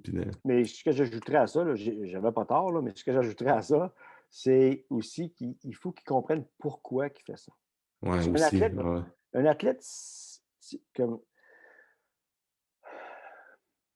comme mettons, l'exercice que moi j'aime utiliser beaucoup, ce n'est pas le squat, c'est le split squat. Ouais. Parce que le split squat, ça résout bien les problèmes. Ça résout Mm. des problèmes de force, des problèmes de force dans des groupes musculaires spécifiques. Ça résout des problèmes de flexibilité. Puis, tu sais, c'est vraiment là, Là, je te dis pas qu'il faut utiliser tout le temps. Là. C'est pas ça que je te dis, mais c'est que c'est un exercice qui est plate à faire. Je le sais, je l'ai fait, le stick de split squat avec Charles. Laisse-moi te dire, j'en Ah ai fait ouais. en tabarouette. Relation amoureuse Une des avec ça. raisons, c'est à cause de mon dos. Ouais. C'était qu'est-ce que split squat, là, je l'ai fait, puis pas pesant, puis j'ai commencé, tu sais, là, Ouais. on va-tu finir le mot du split squat? Mais c'est qu'est-ce qui arrive, c'est que c'est important. Mm. Faut que tu sois, faut que tu sois périodisé dans tes programmations tout le temps. Mais un joueur de hockey, le split squat, ils sont tannés. Mais j'ai toujours essayé de leur montrer, regarde, là, je sais que c'est plate, là, mais c'est parce que Mm. là, tu as tel problème avec tel problème. Puis si tu fais un squat, ça va peut-être le réduire à 15 mais si tu fais le split squat, ça va le réduire à 80 ou peut-être même à 100 Là, je te demande rien de faire un split squat pendant 4 semaines, là, c'est tout. Mm. Après ça, on va parler d'autres choses. OK, c'est correct. Tu sais, faut que vraiment que tu vendes le programme Mm. pour qu'il soit motivé à faire le programme. Mm. Ça, c'est une affaire que j'ai appris avec les athlètes souvent, là, c'est que tu sais, tout ce qu'ils ont besoin, c'est d'une explication pourquoi. Puis je ne te dis pas qu'ils vont sauter de joie, puis ils vont venir party, let's go, on fait des split squats, mais ils vont le faire parce qu'ils savent. Tu sais, ils savent que c'est important à faire. Ouais, c'est ça. Puis il y a un but, puis une logique au bout de tout ça. Là. Ah, moi, même des fois, moi, j'utilisais le split squat comme punition. Fait que si Ah les ouais. joueurs, Nolan Baumgartner, il n'écoutera pas ça, là, c'est de valeur, mais Hum. à un moment donné, il m'avait fâché un peu. Là. J'ai dit, mon tabarnak, qu'est-ce que tu vas apprendre de leçon? Fait que j'ai fait les pires des pires. Là. C'est des dumbbell split squat sur le sit fit. Tu sais, la batte, Ah, tu sais, le coussin, le whoopee cushion. Là. ouais. Hey, ça, là, même moi, j'ai ça. Là. J'ai laï. Moi, Charles me l'a fait faire. Là. À chaque fois que je le regardais, là, qu'est-ce que c'est ça? Ah, il dit, go, André, t'es capable, t'es capable. Je sais qu'il me l'a fait. Une couple de fois, il me l'a donné, je me fais niaiser. Là. Hum. Et quand je l'avais donné à Nolan, à un moment donné, il s'en est aperçu. Il dit, ça, là, tu me donnes ça, mon esti, là, parce que là, je t'ai fait chier. Parce qu'il avait joué au golf trop longtemps. Je dis, mon tabarnak. Au golf, là. Anyway, fait que, joke à part, là, j'aurais Ouais. peut-être pas dû faire ça, mais blague à part, je veux dire, là, c'est que c'est un exercice qui est important. Mais Ah oui, encore une fois, vraiment. comme tu dis, il faut que se motiver avec le. Christian a Mhm. raison. Il faut que se motiver avec la programmation. Il faut t'expliquer aussi. C'est important. Mhm. Mhm. Mais split squat, moi, c'est ça. Je vais faire je peux faire comme 5 6 séries de squat, puis ça va quand même bien. Puis quand j'arrive à faire split squat, là, je commence à payer, puis que je suis en sueur, mais raide, puis Christy que j'ai ça, mais je suis mal périodisé, puis c'est souvent l'exercice que je donne à des clients que j'entraîne, puis c'est pas bien grand monde qui aime ça, mais Non. vraiment, Même moi, là, aujourd'hui, je vais dire honnêtement, là j'ai 58 ans. Pour un gars de 58 ans, je ne suis pas en forme que j'étais, puis je ne sais pas que je vais retourner là non plus. Là. Mhm. Mais je suis quand même pas mal en forme. Puis juste, tu sais, des fois, je vais faire des split squats. Là, puis je me dis, hey, au début, ça me fait mal juste m'échauffer body Ouais. weight. Ouais. Là, je suis là, mais je sais qu'il faut que je le fasse. Je le fais, là, je m'embarque, ben, je mets les dumbbells, là, je fais mes split squats, mais j'ai ça, astique que j'ai ça. Ouais. Mais c'est que ça me permet le split squat et le squat, là. Mhm. Pas juste le squat. Il faut que je fasse le split squat avec le squat. C'est que vraiment, ça me donne la mobilité des hanches. Puis ça Mhm. enlève toute la tension dans la colonne vertébrale. Parce que moi, ce qu'il faut Mhm. se faire attention, c'est mes fléchisseurs des hanches. Tu sais, les fléchisseurs des hanches sont connectés à sa lombaire, là, la base de Mhm. thoracique, là, puis jusqu'à lombaire. Mhm. Fait que quand les fléchisseurs des hanches viennent serrer, c'est pas le fémur qui va plier, c'est la colonne qui va aller comme Mhm. ça. Parce que le Mhm. fémur, ça ne bougera pas. Là. Mhm. Fait que moi, il faut faire attention parce que si je ne le fais pas, je vais le sentir. Je dis, OK, je le sais que si je le sens, là, je ne sais pas Mhm. pourquoi j'en parle, là, je le sens. Mais c'est peut-être psychologique. Là. Mais, Ouais. mais j'ai rien qu'à me faire des squats. Puis c'est pas toujours qu'un poids de fou. Là. Je fais un squat juste body weight, mais même juste avec une barre vide. Ouais. Puis déjà là, je me suis dit, ah, ça fait du bien. Ça. Ouais. Ah ouais, c'est ça. Exact. Tu sais, comme André, c'est ça, ça fait longtemps que tu es dans le monde de l'entraînement, puis c'est quoi que tu constates là, depuis que tu as commencé dans le gym à Euh, t'entraîner? C'est sûr qu'il y a bien des affaires qui ont changé, là, mais tu sais, comme aujourd'hui, en 2021, là, c'est comme ça a tellement évolué, j'imagine, depuis que toi, tu t'entraînes fin des années 80-90. Tu sais, comme, puis je t'ai déjà entendu dire aussi dans un podcast que les techniques d'entraînement, tu sais, c'est quoi? C'est les livres, tu sais, si tu as des bons livres d'entraînement à lire, c'est avant, c'est tout ce qui a été écrit avant les années 70-80. c'est un Ouais, livre, je le montre souvent, ce livre-là, là, mais ouais. euh, c'est vieux, c'est pas parfait. Okay? Il n'y a pas un livre d'entraînement qui est parfait. Là. Non, non, non, non. Ce livre-là, c'est des principes de base qui sont importants à apprendre. Mhm. Tu sais, tu peux grandir. Tu sais, tu lis ça, là, Ouais, tu grandis après ça. Après ça, tu lis d'autres livres. Mais ce ouais. livre-là, il est à lire parce que c'est des principes. Tu sais, regarde, les dessins, là, je veux dire, c'est vieux, là. C'est des dessins, là. C'est pas des images puis des vidéos. C'est des dessins. Ah, c'est le dessin, ouais. Mais c'est que c'est C'est la. quoi? C'est Fitness and Strength Training Euh, for All Sport. OK.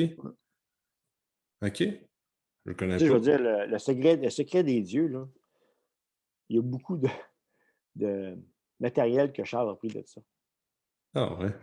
Mais il l'a pas volé. Mais tu sais, Hein? Charles, il disait, tu sais, il n'a pas tout inventé, Charles. Non, non. Moi, je trouve qu'il y a des gens, je ne sais pas si je vais partir là-dessus, mais il y a des gens qui ont donné un peu trop de pouvoir à Charles dans le sens, ah, lui qui a inventé, il a inventé ça. Non, mais au début, Charles disait, moi, tu sais, il a quasiment tout, pas copié, c'est qu'il a appris des systèmes. euh, Mhm. je vais revenir à la question que tu as posée, là, Mhm. mais il a appris des systèmes de. surtout des pays de l'Est, là, puis il est capable d'amener ça, tu sais, puis de le montrer. À un moment donné, le monde, je pense qu'ils ont commencé, tu sais, surtout ceux qui voyaient que, tu sais, Charles comme un dieu, là, puis il y en a une, tu sais, une gang qui le trouvait. Moi, encore une fois, Charles, moi, je peux rire de Charles un peu parce que je le connais, ça faisait 20 ans que je le connaissais. Mais si tu regardes tous ces anciens chums, là, Clark Flynn, George Chiappa, moi, en tout cas, tout le monde se pense, tu sais, en privé, tu sais, puis il riait, tu sais, Charles, t'as pas, tu sais, je sais que des fois, il était un peu arrogant, mais tu sais, quand il était avec ses chums, il était normal, là. Mais ce que je veux dire, c'est que ce que je remarque aujourd'hui, là, c'est qu'il y a bien des affaires que les gens. Une des raisons pour lesquelles je ne suis pas trop sur Facebook, c'est parce qu'il y a tellement de marde. Ouais. De marde, là, il y en a en maudit. Puis des fois, c'est décourageant parce que je le regarde et je me dis, tabarnak, on faisait ça dans les années 80. Paul Check, là. Paul Check, là, il a fait, tu sais, tout ce qui était instable. Là. Tu sais, lui, à un moment donné, c'était le Swiss Ball King. Là. Il a tout fait du Swiss Ball. Mais tu sais, hey, Paul Check, là, il en a fait des affaires là, sur l'instabilité, puis le bénéfice de ça, puis le kit. Puis là, tu avais Charles de l'autre bord qui disait, ouais, mais ça, c'est Cirque du Soleil. Cirque du Soleil, c'est bon, en affaire, mais la force, c'est de la force. Puis les deux ont raison, tu sais. Si tu veux être fort, entraîne-toi. Tu sais, si la base de ta levée là, est instable, tu ne pourras jamais lever autant que si ta base est stable. C'est pas compliqué. Fait que si ta base est stable, puis tu peux lever pesant, plus pesant tu lèves, plus ton système nerveux apprend, plus d'efforts, plus tu peux faire de l'hypertrophie. C'est toute une accumulation, c'est un cercle vicieux positif, si tu veux. Ensuite. Mais si ta base est instable, fait que tu fais tes squats, c'est le maudit ballon suisse. Là. Pas de la force. Ça, c'est moi ce que j'appelle, c'est la coordination de force. Strength coordination. Fait que tu as une force qui est déjà là, puis tu développes une habilité à lever un certain poids avec la force que tu as dans une situation instable. Ça, c'est vraiment le. Là, tu sais, les gars de Cirque du Soleil sont forts en table, mais les femmes, les gars, là, sont forts en petit Jésus. Tu sais, c'est pas des faiblesses. Là, ils sont forts en mots, t'as dit. Mais c'est qu'ils ont. La force qu'ils ont gagnée, c'est pas parce qu'ils ont fait. C'est parce qu'ils sont entraînés en force d'une certaine façon. Puis cette force-là leur a donné la capacité de faire ces mouvements-là complexes avec une résistance ou quelqu'un qui garoche, n'importe quoi. Là. Mais ça, c'est une habilité, c'est un skill. C'est pas de la force. Mais tu as besoin de la force pour faire ça. Mais la force, c'est la mère de toutes les qualités, en fait. Exactement. Ça, c'est Deep Marshall Blacker. Ça, c'est sur mes t-shirts. C'est pas compliqué. Mais ça ne veut pas dire que la force, c'est la seule chose qu'il faut que tu fasses. Non. Ça veut dire que la force est la mère de toute qualité. Ça veut dire que si tu veux être meilleur à courir, si tu deviens plus fort, ça, ils le savent, ça a été testé. Un gain de force, c'est la seule chose qui va augmenter la distance de ton empattement et la fréquence de ton empattement. Pas compliqué. Ouais. Il y a combien de personnes qui pratiquent la course puis qui. Ouais, la force, c'est pas tant mis de l'avant. Là, j'ai des gars dans la classe là, qui en arrière qui se lèvent la main. Oui, mais ça veut dire que un bodybuilder ou un Olympic lifter devrait courir plus vite. Non, c'est que tu comprends pas. Tabarnak. Ouais. C'est la force optimale pour ton sport. Ouais. Il faut que tu sois le plus fort possible pour ton sport. C'est ça. Mais si tu regardes les gars qui font des levées olympiques, là, ils ont des verticaux en tabarnak. Le vertical, quand il saute, là, il est haut en mots, t'as dit. Ils ne font pas de la pliométrie. Ouais. Mais ils sont bons de pliométrie, mais ça, c'est parce qu'ils sont forts. Mais ils vont être capables de courir 1 kilomètre? Non, pas en tout. Ils ne sont pas faits pour ça. Ils sont faits pour lever des poids, une répétition. Ça, il faut que tu regardes. Mais ça, c'est des niaiseries que tu vois sur Facebook que j'haïs. Mais il y a des bons coachs là-dessus. Là. Je ne te dis pas qu'ils sont tous des têteux. Mais là, tu en as un, là, dernièrement, j'ai essayé d'y communiquer, puis il disait, lui, il vend, c'est vraiment, c'est un infomercial, dans le sens que, il dit, tout doit être à 90 degrés. Tu ne peux plus faire full range of motion. Je sais c'est qui. Non, c'est ça. Fait que là j'y ai écrit, je dis, là, parce que fais attention, c'est parce que là, tu deviens drastique de l'autre côté. Tu as raison, il y a certaines personnes qui ne peuvent pas et ne devraient pas faire full range of motion, mettons le squat. Okay? parce qu'ils n'ont pas la flexibilité. Parce que vraiment, ils ne savent pas lever. Ça, c'est la raison numéro un. Ils ne savent pas comment lever. Deuxièmement, ils n'ont pas la flexibilité. Ou ils n'ont pas la force. Partout, tu sais, je parle de la chaîne, là, Ouais. la chaîne postérieure, là, pas juste la force à faire un squat. Ouais. Tu sais, des jambes, là, je parle de la colonne, les bras, tout. Tu sais, tu as une force Ouais. la chaîne postérieure. Mais j'ai dit, c'est que là, tu deviens de l'autre bord. Fait que là, toi, tu dis que la seule chose qu'il faut qu'il fasse, c'est 10 à 90. Parce que si tu fais une affaire à 90, là, les années 80, là, ils sont aperçus qu'en ski alpin, parce qu'ils n'entraînaient pas les ischio-jambiers assez, puis parce qu'ils faisaient des estiques de half squat, là, les blessures en ski alpin, c'était minimum, là, peut-être me trompe peut-être dans les chiffres, mais c'est 5 à 7 minimum par année, ACL, PCL. Ouais. Quand Istvan Bali, Charles Poliquin, ben moi, Bruce Ball, là, mais c'est tous les deux, là, ils sont arrivés, ils ont dit hey, c'est full squat, puis des entraînements là, vraiment là, qui ont du bon sens. Là. Ça a passé à 1 ou 2 par année.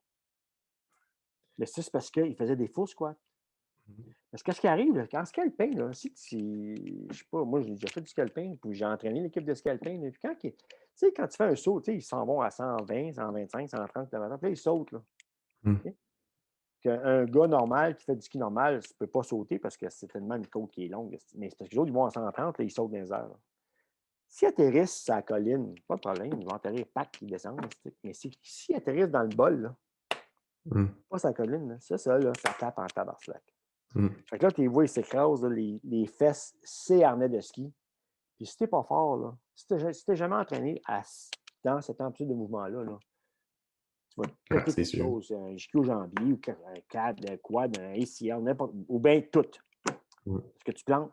Tu sais. C'est ça que le monde fait. Là, ce gars-là, là, il vend tout. Là, tout ce qu'il fait, là, c'est. Là, j'ai essayé d'expliquer. Là, j'ai dit. Mais je faisais son nom. Le gars, il est smart. Là. Je ne dis pas qu'il n'est pas smart. Ouais. Mais c'est parce qu'il retombe aussi pire que les gars qui disent non, c'est la seule affaire que tu peux faire, c'est full range of motion. Ouais, c'est ça. C'est pas la seule affaire que tu vas faire. De temps en temps, il faut que tu le fasses, oui. Mais si tu n'es pas capable de faire un squat, ou bien tu fais un deadlift avec un split squat, ton full range of motion, tu l'as. C'est ton split squat.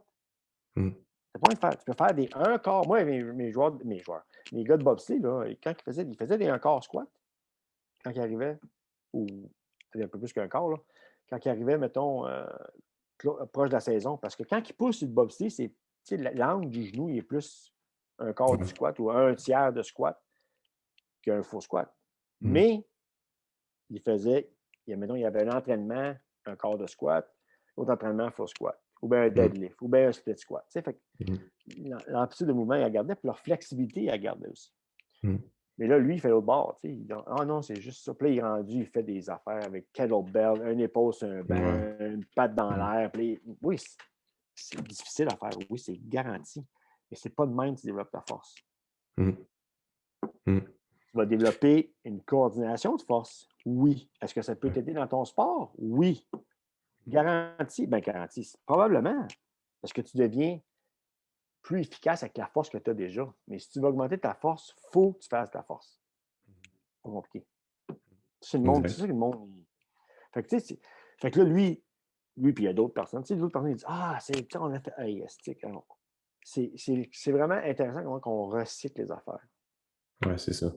Oh, oui. C'est recycler, puis c'est une différente boîte, mettre ça un peu plus sexy. Mais des fois, les affaires sexy, c'est pas ce qu'ils ont besoin. Tu sais, si tu as besoin d'un entraînement de réhabilitation, c'est pas sexy, un entraînement de réhabilitation. C'est des affaires plates, là. Mais c'est parce que faut que tu réapprennes ton corps à bouger. Faut que tu réapprennes ton corps à bouger avec un poids. Le poids devient plus pesant. Là, tu fais des affaires plus compliquées. Là, tu montes. Mais c'est ça que c'est ça. C'est plate, mais si tu veux avoir une longévité dans ton sport ou bien juste dans la qualité de vie, ben, arrête de faire des affaires de Cirque du Soleil. Là. Ouais, c'est ça. Je dis pas, j'en ai fait, moi, des affaires de Cirque du Soleil. Mais j'étais bon à faire des flags. Là, je ne peux pas en faire. Là, des flag poles, puis des front levers, puis des. Moi, je faisais des windshield wipers assis en chin-up, tu sais. Mais c'est cool. Mais j'ai pas fait des windshield wipers en chin-up parce que je suis devenu fort à faire ça. Je suis devenu fort avec Charles. Parce que j'étais fort, je pouvais faire des affaires de fou de même. Moi, la première fois, j'ai fait un one-arm chin-up. Ouais, c'est ça, tu l'as fait un, ça. Je regarde 4 avec la main droite, 3 avec la main gauche. Mais c'est le plus comique là-dedans, c'est que moi, j'ai tout le temps dit que c'était impossible à faire. C'est plein de membres, plein de membres, plein de membres. Mais là, en m'entraînant avec Charles, à un moment donné, je lui ai dit, je vais vous le montrer, c'est pas faisable. Puis j'ai fait un en classe. J'ai dit, là, d'un câble. Mais c'est faisable, mais c'est parce que ça m'a pris des années à faire ça. Là. Non, mais tu sais, Ouais, mais c'est pas toi qui t'as comme. Ben, Charles donnait souvent ton exemple. C'est quoi, combien t'avais levé? Oui, bien ça, c'est dans le temps, c'est justement ça. C'est l'année que j'avais levé. Sur le test, là, que j'avais fait avec Charles, qui m'avait failli sur les 2 autres levées, le style. Et j'avais fait 123 livres, 0.7, une répétition, wide grip, boom. En plus de mon corps. En plus de ton body weight, ouais. Moi, je pesais, attends, les mathématiques sont pas. Je pesais 178 plus 123,7. 0.7 c'est important en passant. Ouais, c'est ça. J'ai fait 301 livres. Ouais, c'est fou, sur là. un chin-up. Wide grip en plus. Puis Charles, je sais que j'avais impressionné Charles, mais ce qui arrive, c'est que ce que Charles ne dit pas dans. C'était le Flying Squirrel chin-up routine, pull-up routine. Mais ce que Charles, puis j'en parle pas ça, parce que c'est. Ça, ce levé-là a été enregistré. Là. Il y avait ça je pense qu'ils ont jeté les livres, là, mais c'était enregistré dans un test. Parce que c'était fait pour le test pour faire l'équipe nationale cette année-là. Ça, j'ai fait 191. Puis, mais en entraînement, moi, j'avais fait 130 livres pour un rep. Okay. Ce qui est arrivé, c'est que l'échauffement pour le. Quand je parle d'échauffement, là, l'échauffement pour le test, je l'ai mal fait. J'ai fait 130 livres, mais je te jure, là, j'avais à bord ici. Le mot du Charles de Marle, il a dit non. Je peux absolument faire avec là.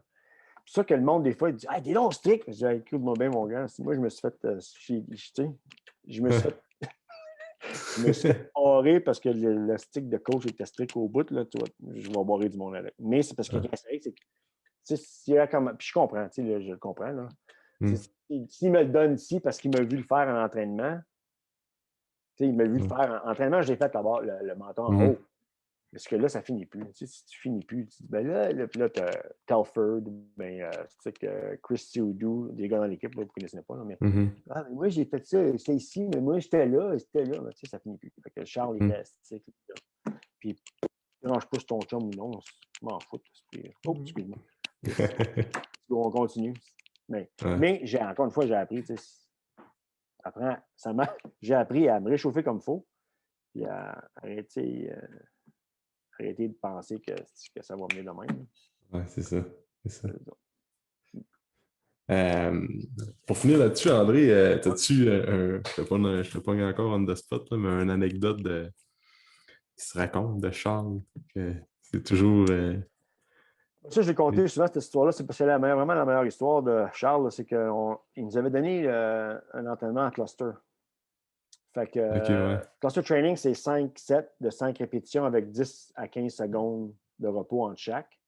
Puis c'était tout le temps A1, A2. Puis lui, c'était tout le temps tout le corps au complet. Fait que lundi, on faisait les bras, mardi, jambes, mercredi off, jeudi, tronc, vendredi, la réhabilitation, ben, du pre-ab, les affaires toutes d'épaule. Fait que là, mais là le pre-ab, la journée, là, le vendredi, là, c'était pas cluster, là, c'était juste 8 à 10 répétitions. Là. C'était pas cluster par tout. Tout ce qui était cluster, c'était bras, jambes, tronc, torsion, chest and back. En tout cas, il me donne le programme. Puis d'un coup, il dit il faut que je parte. Puis là, il s'en va dans un camp d'escalier. Et nous autres, on fait Fait que là, il y a 4 gars. Il y a moi, Harrington Telford, Bob Gasper, puis Dan Dahl. Puis les 4, on s'entraîne ensemble. Fait qu'on les 4 sur une équipe de 12. Fait que les 8 autres s'entraînent, quand ils s'entraînent. Nous autres, on s'entraîne ensemble, puis on se pousse, let's go. Puis moi, Telford, puis les 4, on se poussait comme il faut. T'sais. Mais pas fou, juste let's go. Puis on avait après avec Charles, qui se pousse. Fait qu'on allait comme on allait. En tout cas, fait que là, cluster training, ça, c'est totalement un nervous system. Là, c'est de la force pure. Là. Fait que là, on fait ça. Mais là, à un moment donné, puis là, on faisait ça plus l'entraînement sur glace. Fait qu'on faisait des départs sur glace, des pauses. Fait que là, à un moment donné, la 3e semaine cluster, là, moi, je m'en viens, tu sais, je suis fatigué, je suis fait à l'os. Puis là, en tout cas, la 4e semaine, là, il commence à être émotionnel, puis à un burn-out. Pas burn-out, mais à un moment donné, mes mains shakaient. Je commence, je disais, j'ai Parkinson, j'ai du Parkinson qui commence, je shake, puis après la 4e, on entamait la 5e semaine. Et là, on était fait, tu sais, à un moment donné, où je demeurais dans une maison, là, à un moment donné, les gars, ils ont ça à se faire peur. Là. Mon système nerveux était tellement à plat là, que les gars, à un moment donné, ils m'ont fait peur, mais aucune réaction. Ils ont sorti. Puis, ordinairement, j'aurais sauté, là, mais ce que j'ai fait, j'ai regardé, j'ai dit niaiseux, puis j'ai continué à... Tu sais, j'ai aucune réaction. Je suis vraiment plat, là, pas pessimiste, mais tu sais, le verre était vraiment à moitié plein, là, quasiment vide. Fait que là, on arrive à l'anneau. Là, il y a le patinage public sur l'anneau. Nous, on est sur une des glaces de hockey dans le milieu, puis on fait des départs. On se prépare à faire des départs. Donc là, moi, j'arrive là, puis moi, je m'assis à côté de Telford, Bob, puis Dan. Puis, tu sais, là, de la misère. Là, les 8 autres, ils se réchauffent. Ils sautent. On fait tout le même entraînement. Là. Ça saute, ça fait des jump and jack. Et nous autres, moi, je suis là, je suis pas capable. Là, je suis vraiment shake. Là, d'un coup, je commence à penser, si Charles nous voit de même, il va être en tabaslac contre nous autres parce qu'on est en train, on est faible. Là, mais le plus comique là-dedans, c'est Telford à côté de moi. Ce gars-là, là, un astique de loup, dans le sens que lui, s'il ne faisait pas broyer quelqu'un 1 fois par semaine, là, il n'était pas content. Mais là, à un moment donné, je regarde, je dis, Telford, es-tu correct? Puis il y a la voix qui shake, il dit, oh non, man, je sais pas ce qui se passe ici, mais. Là, je dis, vas-tu pleurer, stick? Tu sais, vraiment, là, les 4, on est vraiment. Dan Dahl, là, lui, là, il tombe endormi sur le banc. Là, j'exagère pas, là. Il est en train de tomber endormi sur le banc. Faites à l'os. Là, je suis en train de penser à Charles. Fait que là, en tout cas, là, je commence à m'habiller. Fait que là, les 4, on a littéralement, on a juste le bas de nos habits de luge. Puis on a les gougounes de luge. Puis ça ressemble à des souliers de Peter Pan, si tu veux, là. Les gougounes de luge, c'est blanc, c'est latte au bout. Mais on a un habit, en ce temps-là, c'était rose avec des gougounes blanches. Puis là, on est à moitié habillé. Puis là, je suis là. Puis d'un coup, du coin de l'œil, je vois des souliers, des running shoes blancs avec des pantalons de track, là, mauve. Là, je dis, c'est Charles. Là, je suis venu là. Là, il arrive. Puis là, il nous voit les 4. Puis moi, je suis comme ça, puis les mains me tremblent. Là, Charles, il dit, asti, ça fait combien de temps que tu shakes de même? Là, je suis dans ma tête, il dit, ils vont venir fâcher contre nous autres. Là, ça fait à peu près, je sais pas, 5-7 jours. Il dit, là, d'un coup, il y a un sourire aux lèvres. Tu sais. Là, je dis, c'est correct? Il dit, OK. Il dit, vous 4, là, il part à rire. Il dit, vous 4, là, stick, là, sacrez votre camp chez vous. C'est 3 jours de congé, tout de suite, dehors. Là, moi, je m'en viens émotionnel, là, je vais brailler. Là. Mais là, quand il nous voit, puis là, après qu'il nous a dit ça, là, il voit les 8 autres qui se réchauffent, puis qui risent, puis qui font tout. Et là, mon gars, là, il part. Là, il est en temps. Là, il part. Là, tu es à l'anneau olympique, il y a des moments des papas, des enfants, là. Puis là, le monde, ça patine. Puis là, t'entends. You motherfuckers! You haven't been training! Puis là, il y a un gars dans l'équipe, son nom, c'est Chris Soudou. Lui, c'est un peu arrogant. Là. Il dit, I've trained. Why do you say I didn't train? I trained. Charles, dans ce temps-là, si tu répondais à Charles, c'est un ton, là.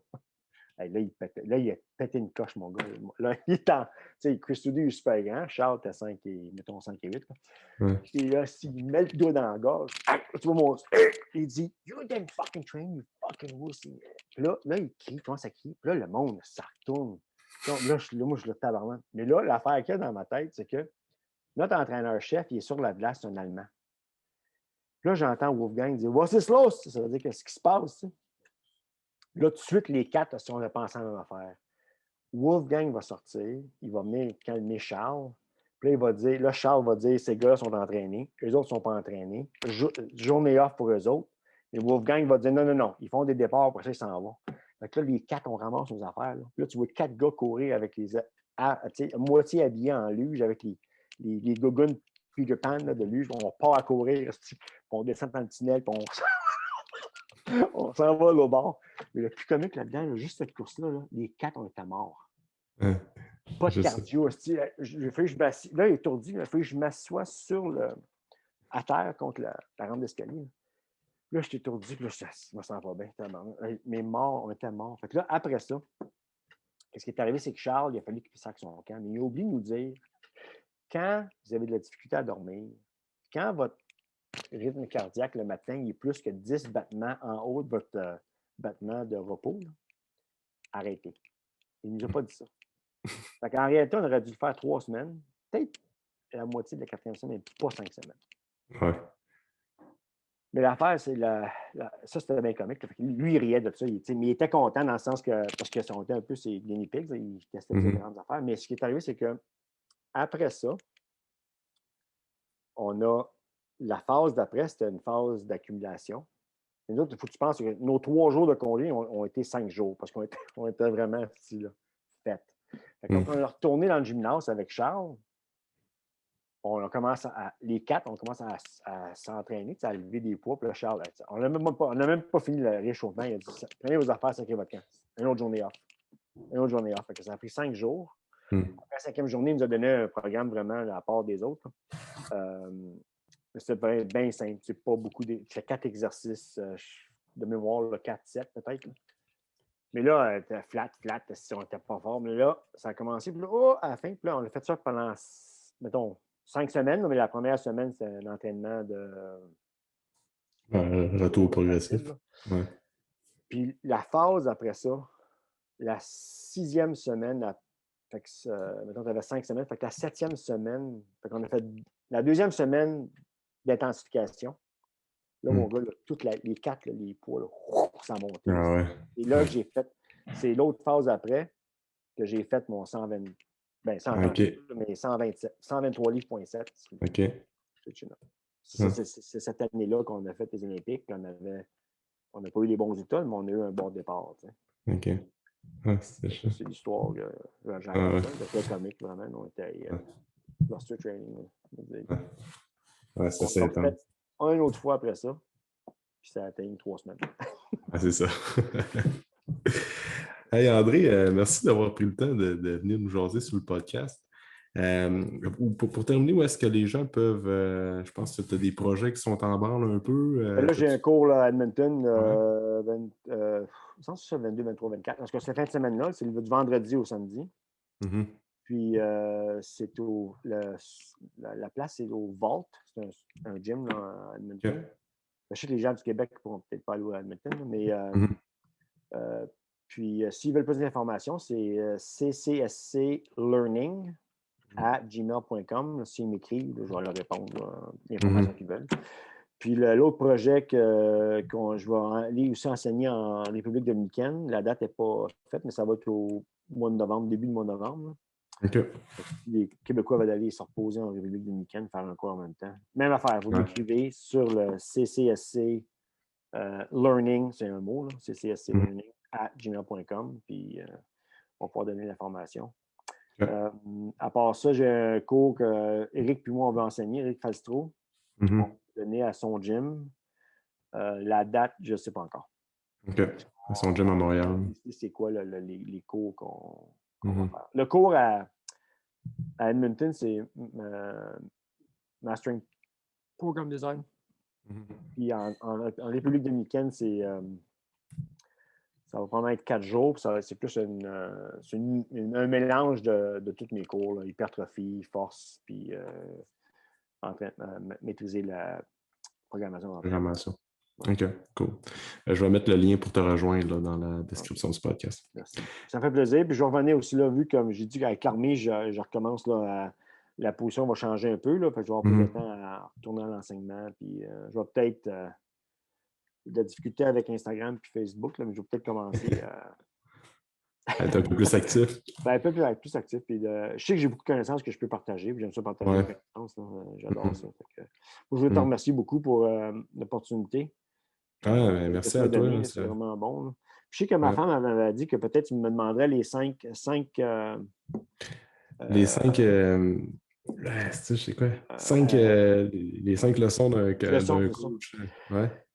En tout cas, je vais en donner 4 au moins, là, mais 5. C'est que, premièrement, c'est apprenez des choses. Ouais. Apprenez sur l'entraînement, tout ça, puis lisez sur ce que vous apprenez. Spécialement, Ouais. plus spécifiquement si vous êtes à l'école. Si vous êtes à l'université, vous apprenez là, tout ce qui est sur la kinésiologie, tout ça. Là. Lisez d'autres choses sur les sujets, c'est bien important. Mm. C'est important de trouver pas juste un mentor, mais une couple de mentors. C'est toujours bon d'avoir quelqu'un qui est expert. Mais comme moi, mes deux plus gros, ça a été vraiment là, Charles puis Paul Check. Là. Mais ce qui est intéressant à ce temps, c'est que j'ai des mentors qui étaient mes étudiants, que là, j'écoute, je me disais, tabarnak, c'est bon, ça en est. Tu sais, pour moi, c'était vraiment important. Puis je trouve que c'est. Tu sais, comme Matt Jordan, j'apprends de lui, c'est écœurant. Stéphane Cazot, c'est incroyable. Ouais. Pas même. Christian Thibodeau, tous ces gars-là qui sont venus dans nos cours, qui voient aller aujourd'hui, puis ont vraiment épanoui en tant que personne, puis entraîneur. Tu sais, ils ont vraiment des connaissances écœurantes. Puis moi, j'ai pas d'ego. Moi, je suis là pour le bénéfice de tout le monde. Je sais que je suis bon, mais j'ai point de. Je ne suis pas le meilleur. J'ai toujours à apprendre, c'est garanti. Mais je suis conscient, je suis assez humble et réalistique à dire que j'ai beaucoup à donner aux gens. J'en sais énormément, mais je ne sais pas tout. Ça, je pense que c'est une de mes forces, là, que je sais que je ne sais pas tout. Une chose que j'ai dit aussi au début, c'est que quand vous entraînez, faites le plus grand nombre de différents systèmes d'entraînement. Et ayez l'esprit ouvert dans le sens que moi, il y avait beaucoup de. Même moi, à un moment donné, je parlais contre CrossFit, mais je ne parlais pas contre le principe de s'entraîner en CrossFit. Je parlais plus contre les entraîneurs qui sont certifiés vite, puis il y en a vraiment des pas bons. Mais ça, c'est comme dans n'importe quoi. Hein. Les entraîneurs en force mettent des elastiques de pied, puis les entraîneurs en CrossFit mettent des super bons, puis ils sont des elastiques de pied. Puis ça, le problème, c'est que ceux qui sont des pieds sont souvent sur Facebook. Ceux qui sont vraiment bons ne sont pas assis sur Facebook. C'est ça le problème qu'on a. Là. Si vous ne savez pas, quand vous écrivez un programme, une autre affaire à comprendre, si vous écrivez un programme où vous ne savez pas où commencer à entraîner quelqu'un, la question la plus importante, c'est demandez-vous quel est le but. C'est quoi le but? Là? OK, bon, j'ai une madame, elle veut perdre du poids pour un mariage, bon, mais c'est facile. Mais j'ai un joueur de hockey, mettons, un gars, là, il joue dans une ligue de garage de hockey. Il fait de l'embonpoint, il a mal aux genoux, mal au bas du dos, tu sais, pas où commencer, bien, c'est quoi le but, là? Fait que souvent, moi, quand j'écrivais des programmes, je me disais, je me perdais dans tes affaires, je tout compliqué. Puis là, à un moment donné, je disais, OK, là c'est assez, c'est quoi le but? Là, j'écrivais le but, là, encore une fois. Là. Même si je le savais, parce que j'ai tout le temps sur mes feuilles quand je parle à mes clients, je dis, OK, là, je relis mes buts. Ah, OK, là, je m'en ai distrait par d'autres affaires que j'ai vues. Là, c'est quoi le but? Là, je recommence. Puis j'écris vraiment pour ça. Puis la dernière affaire, c'est soyez humble. Ouais, vraiment important, ça. C'est important. Oui, tu peux dire que tu es bon, il n'y a pas de problème avec ça. Mais quand tu dis que tu es le meilleur, es-tu vraiment le meilleur? Il y a des gens qui parlent, ah, moi, je le sais. Moi, je sais que j'étais là. Ben, j'ai jamais vraiment pensé que j'étais le meilleur. J'ai pensé souvent que j'avais la réponse à un paquet d'affaires. En réalité, comme je t'ai dit, ma réponse à ça, c'est plus, mais ça dépend. C'est ça. Lisez des livres. Lisez des livres, des vieux livres de même. Là. Regardez ça. J'ai commencé avec celui-là. Ouais. Ces deux-là. Ça m'a été donné, suggéré par Paul Check. Ces deux-là. Là. C'est super de mon livre. Encore une fois, c'est pas parfait. Il y a de l'information là-dedans. Tu dis, encore une fois, c'est des dessins, des vieux livres.